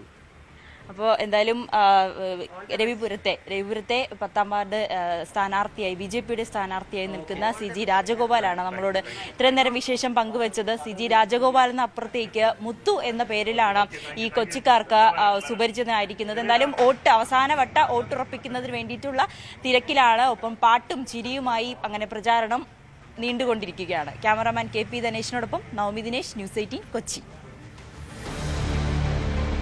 മറ്റു വാർത്തകളിലേക്ക് പോകുന്നു. കോഴിക്കോട് നഗരത്തിൽ കുടിവെള്ള പൈപ്പ് പൊട്ടി. മലാപ്പറമ്പ് കാരപ്പറമ്പ് ഫ്ലോറിക്കൽ റോഡിലാണ് പൈപ്പ് പൊട്ടിയത്. 3 വീടുകളിൽ വെള്ളം കയറിയിരുന്നു. റോഡിൽ വലിയ ഗർത്തവും രൂപപ്പെട്ടു. പ്രദേശത്ത് കുടിവെള്ള വിതരണം 2 ദിവസത്തേക്ക് മുടങ്ങും എന്നുള്ളതാണ് വിവരം. പൈപ്പിന്റെ കാലപ്പഴക്കമാണ് പൈപ്പ് പൊട്ടാൻ കാരണം എന്നാണ് പ്രാഥമിക നിഗമനം. മലാപ്പറമ്പ് കാരപ്പറമ്പ് ഫ്ലോറിക്കൽ റോഡിലാണ് പൈപ്പ് പൊട്ടി അപകടം ഉണ്ടായിരിക്കുന്നത്. പുലർച്ചയോടുകൂടിയാണ് വലിയ ശബ്ദത്തിൽ ഈ റോഡ് പൊളിഞ്ഞ് വീഴുകയും വലിയ തോതിൽ വെള്ളം പുറത്തേക്ക് തള്ളുകയും ചെയ്തത്. ഈ റോഡിന് സമീപപ്രദേശത്തുള്ള നിരവധി വീടുകളിൽ വെള്ളം കയറുന്ന സാഹചര്യം ഉണ്ടായി. ആളുകൾക്ക് എന്താണെന്ന് മനസ്സിലാകുന്ന പോലും ചെയ്യുന്ന മുമ്പ് വെള്ളം ഇരച്ചു കയറുന്ന ഒരു സാഹചര്യമാണ് ഉണ്ടായിരുന്നത്. വീടുകളിൽ നമുക്ക് ദൃശ്യങ്ങളിൽ തന്നെ കാണാം. സമീപത്തുള്ള വീടുകളിലേക്ക് വലിയ തോതിൽ വെള്ളം കയറുന്നത്. ആ വീടുകളുടെ മുറ്റത്ത് വെള്ളം കയറി ചെളിയും മറ്റുമൊക്കെ അടിഞ്ഞ് നിൽക്കുന്ന ഒരു കാഴ്ച കാണാൻ കഴിയും. ആ വീടിൻ്റെ തന്നെ ടോയ്ലറ്റിനുള്ളിലേക്ക് വരെ വെള്ളം കയറി. ഒപ്പം മുറ്റത്ത് സൂക്ഷിച്ചിരുന്ന ചെരുപ്പടക്കമുള്ള സാമഗ്രികൾ ഒലിച്ചു പോയിരുന്നു. ആ വാഹനം അവിടെ പാർക്ക് ചെയ്തിരിക്കുന്ന സ്ഥലത്ത് വെള്ളം കയറുന്ന സാഹചര്യമുണ്ടായി. വലിയ തോതിലാണ് എന്തായാലും ചെളി അടിഞ്ഞ് കൂടിയിരിക്കുന്നത്. വലിയ ശബ്ദത്തിലാണ് ഈ പൈപ്പ് പൊട്ടലുണ്ടായത്. ആദ്യഘട്ടത്തിൽ എന്താണ് സംഭവിക്കുന്നതെന്ന് നാട്ടുകാർക്ക് മനസ്സിലാക്കാൻ പോലും കഴിഞ്ഞില്ല. ഒപ്പം ഈ വശത്തെ റോഡ് പൂർണ്ണമായും തകർന്നിരിക്കുന്നു. അത് ഉയർന്നു പൊങ്ങിയിരിക്കുന്ന ഒരു സാഹചര്യമാണുള്ളത്. എന്തായാലും നമുക്ക് സമീപവാസികളോട് തന്നെ ചോദിക്കാം. ചേട്ടാ, എന്താണ് സംഭവിച്ചത്? എത്ര മണിക്കായിരുന്നു സംഭവം? ഇത് പുലർച്ചയ്ക്ക് 3:15 ഏകദേശം ഉണ്ടായത്. പൊട്ടി ഈ അടുത്ത വീട്ടിലെ മതിൽ ഇടിഞ്ഞപ്പോൾ അവരെന്നെ വിളിച്ചു. നോക്കുമ്പോൾ ഇവിടെ യുദ്ധക്കള, കംപ്ലീറ്റ് മണ്ണും ചളിയും, വീട്ടിൽ നിന്ന് തന്നെ പുറത്തിറങ്ങാൻ പറ്റുന്നില്ല. വീടിൻ്റെ സ്റ്റെപ്പ് വരെ വെള്ളം കയറി, ചളിയാണ്, നടക്കാൻ പറ്റുന്നില്ല, ചെരുപ്പ് മുഴുവൻ ഒലിച്ചുപോയി. ഇവിടെ വന്നപ്പോൾ ഈ മണ്ണ്, ഈ റോഡൊക്കെ ഇങ്ങനെ പൊന്തിപ്പോയി. ഈ റോഡ് താന്നിട്ടായിരുന്നു. ഇതിനുള്ളിലിപ്പോൾ മണ്ണില്ല. ഇപ്പോൾ നമ്മൾ നിൽക്കുന്ന സ്ഥലം മണ്ണില്ല. ഇത് പൊള്ളയാണ്. ഇത് എപ്പോൾ വേണമെങ്കിലും താന്നു പോകും. ഈ മണ്ണാണ് സൈഡിൽ കൂടെ കയറി ഇവിടെ എത്തിയത്. ഇവിടെ ഒരു ഗർത്തമുണ്ട്. ഇതിലൊക്കെ ആള് വീണ് തീർന്നു പോകും. അത്രയും ആളുള്ള സാധനങ്ങളായിട്ട്. റോഡ് ചുരുക്കം പറഞ്ഞാൽ ഉപയോഗശൂന്യമാണ്. ഒരു 10-50 മീറ്ററോളം ഉപയോഗശൂന്യം. ഇതിന്റെ ഇടയിൽ മണ്ണില്ല. ഇത് പൊളിച്ച് മണ്ണിട്ടിട്ട് രണ്ടാമതും ചെയ്യേണ്ടി വരും. അല്ലാണ്ട് ഇടക്കിടക്ക് ഇനിയും പൊട്ടുകയും വാഹനങ്ങൾ അപകടത്തിൽപ്പെടുകയും ചെയ്യും. ഇത് പതിവായിട്ട് ഇവിടെ പൊട്ടലുണ്ടാവും. പൊട്ടുന്ന ഈ പാച്ച് വർക്ക് നോക്കിയാലേ ഇവിടെയൊക്കെ പാച്ച് വർക്ക് ചെയ്തിട്ടുണ്ട് റോഡിൽ. അത് നോക്കിയാലാണ് ഇത് പൊട്ടുന്നത് ചിലർക്ക് ഉപകാരമാണ്. അത് ഞാൻ കൂടുതൽ പറയുന്നില്ല. എന്തായാലും പതിവായി തന്നെ റോഡ് പൊട്ടുന്ന ഒരിടമാണ്. റോഡ് ഉടനീളം പാച്ച് വർക്ക് ചെയ്തിരിക്കുന്നത് ദൃശ്യങ്ങളിൽ തന്നെ കാണാൻ കഴിയും എന്നാണ് പറയുന്നത്. എന്തായാലും ഈ റോഡിലൂടെയുള്ള വാഹന ഗതാഗതം പോലീസ് ഇപ്പോൾ തടസ്സപ്പെടുത്തിയിട്ടുണ്ട്. ഒപ്പം പ്രദേശത്തെ വീടുകളിൽ 2 ദിവസം കുടിവെള്ളം മുടങ്ങുമെന്ന് അധികൃതർ അറിയിച്ചിട്ടുണ്ട്. കാരണം ഈ പൊട്ടൽ പരിഹരിക്കണമെങ്കിൽ കുറച്ച് വലിയ ജോലിയാണ്. ആ ജോലി പരിഹരിക്കണമെങ്കിൽ സമയമെടുക്കുമെന്നാണ് ജല അതോറിറ്റി അധികൃതർ പറയുന്നത്. എന്തായിരുന്നു സംഭവിച്ചത്? ഇത് രാത്രി 2 മണിക്ക് ഒച്ച കേട്ട് മോന്റെ ഭാര്യയും മോനും കൂടെ നീച്ച് നോക്കി മുകളിൽ ജനാലിനോട് കൂടെ. അപ്പോൾ ഒന്നായിട്ട് വെള്ളം ഒന്നായിട്ട് ഒഴുകിപ്പോണ്ട്. അവിടെയും ഇവിടേക്കൊക്കെ വരുന്നുണ്ട്. അപ്പം ഞങ്ങളെ വിളിച്ച് ഞങ്ങൾ നീച്ച് നോക്കുമ്പോൾ ഒന്നായിട്ട് വെള്ളം. പിന്നെ അവിടുന്ന് പാൽ സർവീസിനെ വിളിച്ച് ഓരൊക്കെ വന്ന് പിന്നെ ആരിലേക്ക് വിളിച്ച് പിന്നെ ബ്ലോക്കൊക്കെ ചെയ്ത് നേരെ പിന്നെ ഓര് പോയത്. എവിടെ വരെ വെള്ളം കയറി? ഇവിടെ താത്താന്റെ ഇതിന്റെ പകുതി കേട്ടോ, ഈ ആ സ്റ്റെപ്പിന്റെ പകുതി കേട്ടോ വന്നിട്ടത്. പിന്നെ അവിടെ മതിൽ ഇടിഞ്ഞു പോവുകയും ചെയ്ത് നീളത്തില് പെട്ടെന്നൊരു അമ്പരന്ന് പോയായിരിക്കും. അതെ, പെട്ടെന്നുള്ള ഇതാണ്. ആ ഉറക്കത്തല്ലേ, രാത്രിയാണല്ലോ, അറിയില്ലല്ലോ. അങ്ങനെ എന്തായാലും രാത്രി ഉറക്കത്തിലാണ്. എന്താണ് സംഭവിച്ചതെന്ന് പെട്ടെന്ന് മനസ്സിലാക്കാൻ കഴിയാത്തൊരു സാഹചര്യമുണ്ടായി. പിന്നീട് വലിയ വെള്ളപ്പാച്ചിൽ കണ്ടപ്പോഴാണ് മനസ്സിലായത് ഈ റോഡ് പൊളിഞ്ഞിരിക്കുന്നു, അല്ലെങ്കിൽ പൈപ്പ് പൊട്ടിയാണ് ഈ വെള്ളത്തിന്റെ പ്രവാഹം ഉണ്ടായിരിക്കുന്നതെന്ന് മനസ്സിലായത്. നമുക്ക് ദൃശ്യങ്ങളിൽ തന്നെ കാണാം. ആ റോഡ് പൂർണ്ണമായും സമീപത്തെ സ്ലാബിൽ നിന്നും മാറിയിരിക്കുന്ന കാഴ്ച. അല്പസമയത്തിനകം തന്നെ അധികൃതരും മറ്റുമൊക്കെ ഈ പരിഹരിക്കാനുള്ള നടപടിക്രമങ്ങൾ ആരംഭിക്കുമെന്നാണ് അറിയിച്ചിരിക്കുന്നത്. പക്ഷേ സമയമെടുക്കും എന്ന്, അതായത് ഈ നിർമ്മാണ പ്രവർത്തനങ്ങൾ പൂർത്തിയാക്കണമെങ്കിൽ റോഡിന്റെ ഈ ഭാഗം പൂർണ്ണമായി മാറ്റേണ്ട ഒരു അവസ്ഥയുണ്ട്. ഒപ്പം ഇതിനടിയിൽ പൈപ്പ് കണക്ഷൻ പോകുന്നതുകൊണ്ട് പൊള്ളയായി നിൽക്കുന്ന ഇടങ്ങളുണ്ട്. എന്തായാലും കുറച്ചധികം സമയമെടുക്കുന്ന ജോലി ആണ് എന്നാണ് ജല അതോറിറ്റി അധികൃതർ തന്നെ വ്യക്തമാക്കുന്നത്. വൈകാതെ നടപടിക്രമങ്ങൾ ആരംഭിക്കുമെന്നാണ് അറിയിച്ചിരിക്കുന്നത്. 9 മണി വാർത്ത അവസാനിക്കുകയാണ്. നമസ്കാരം.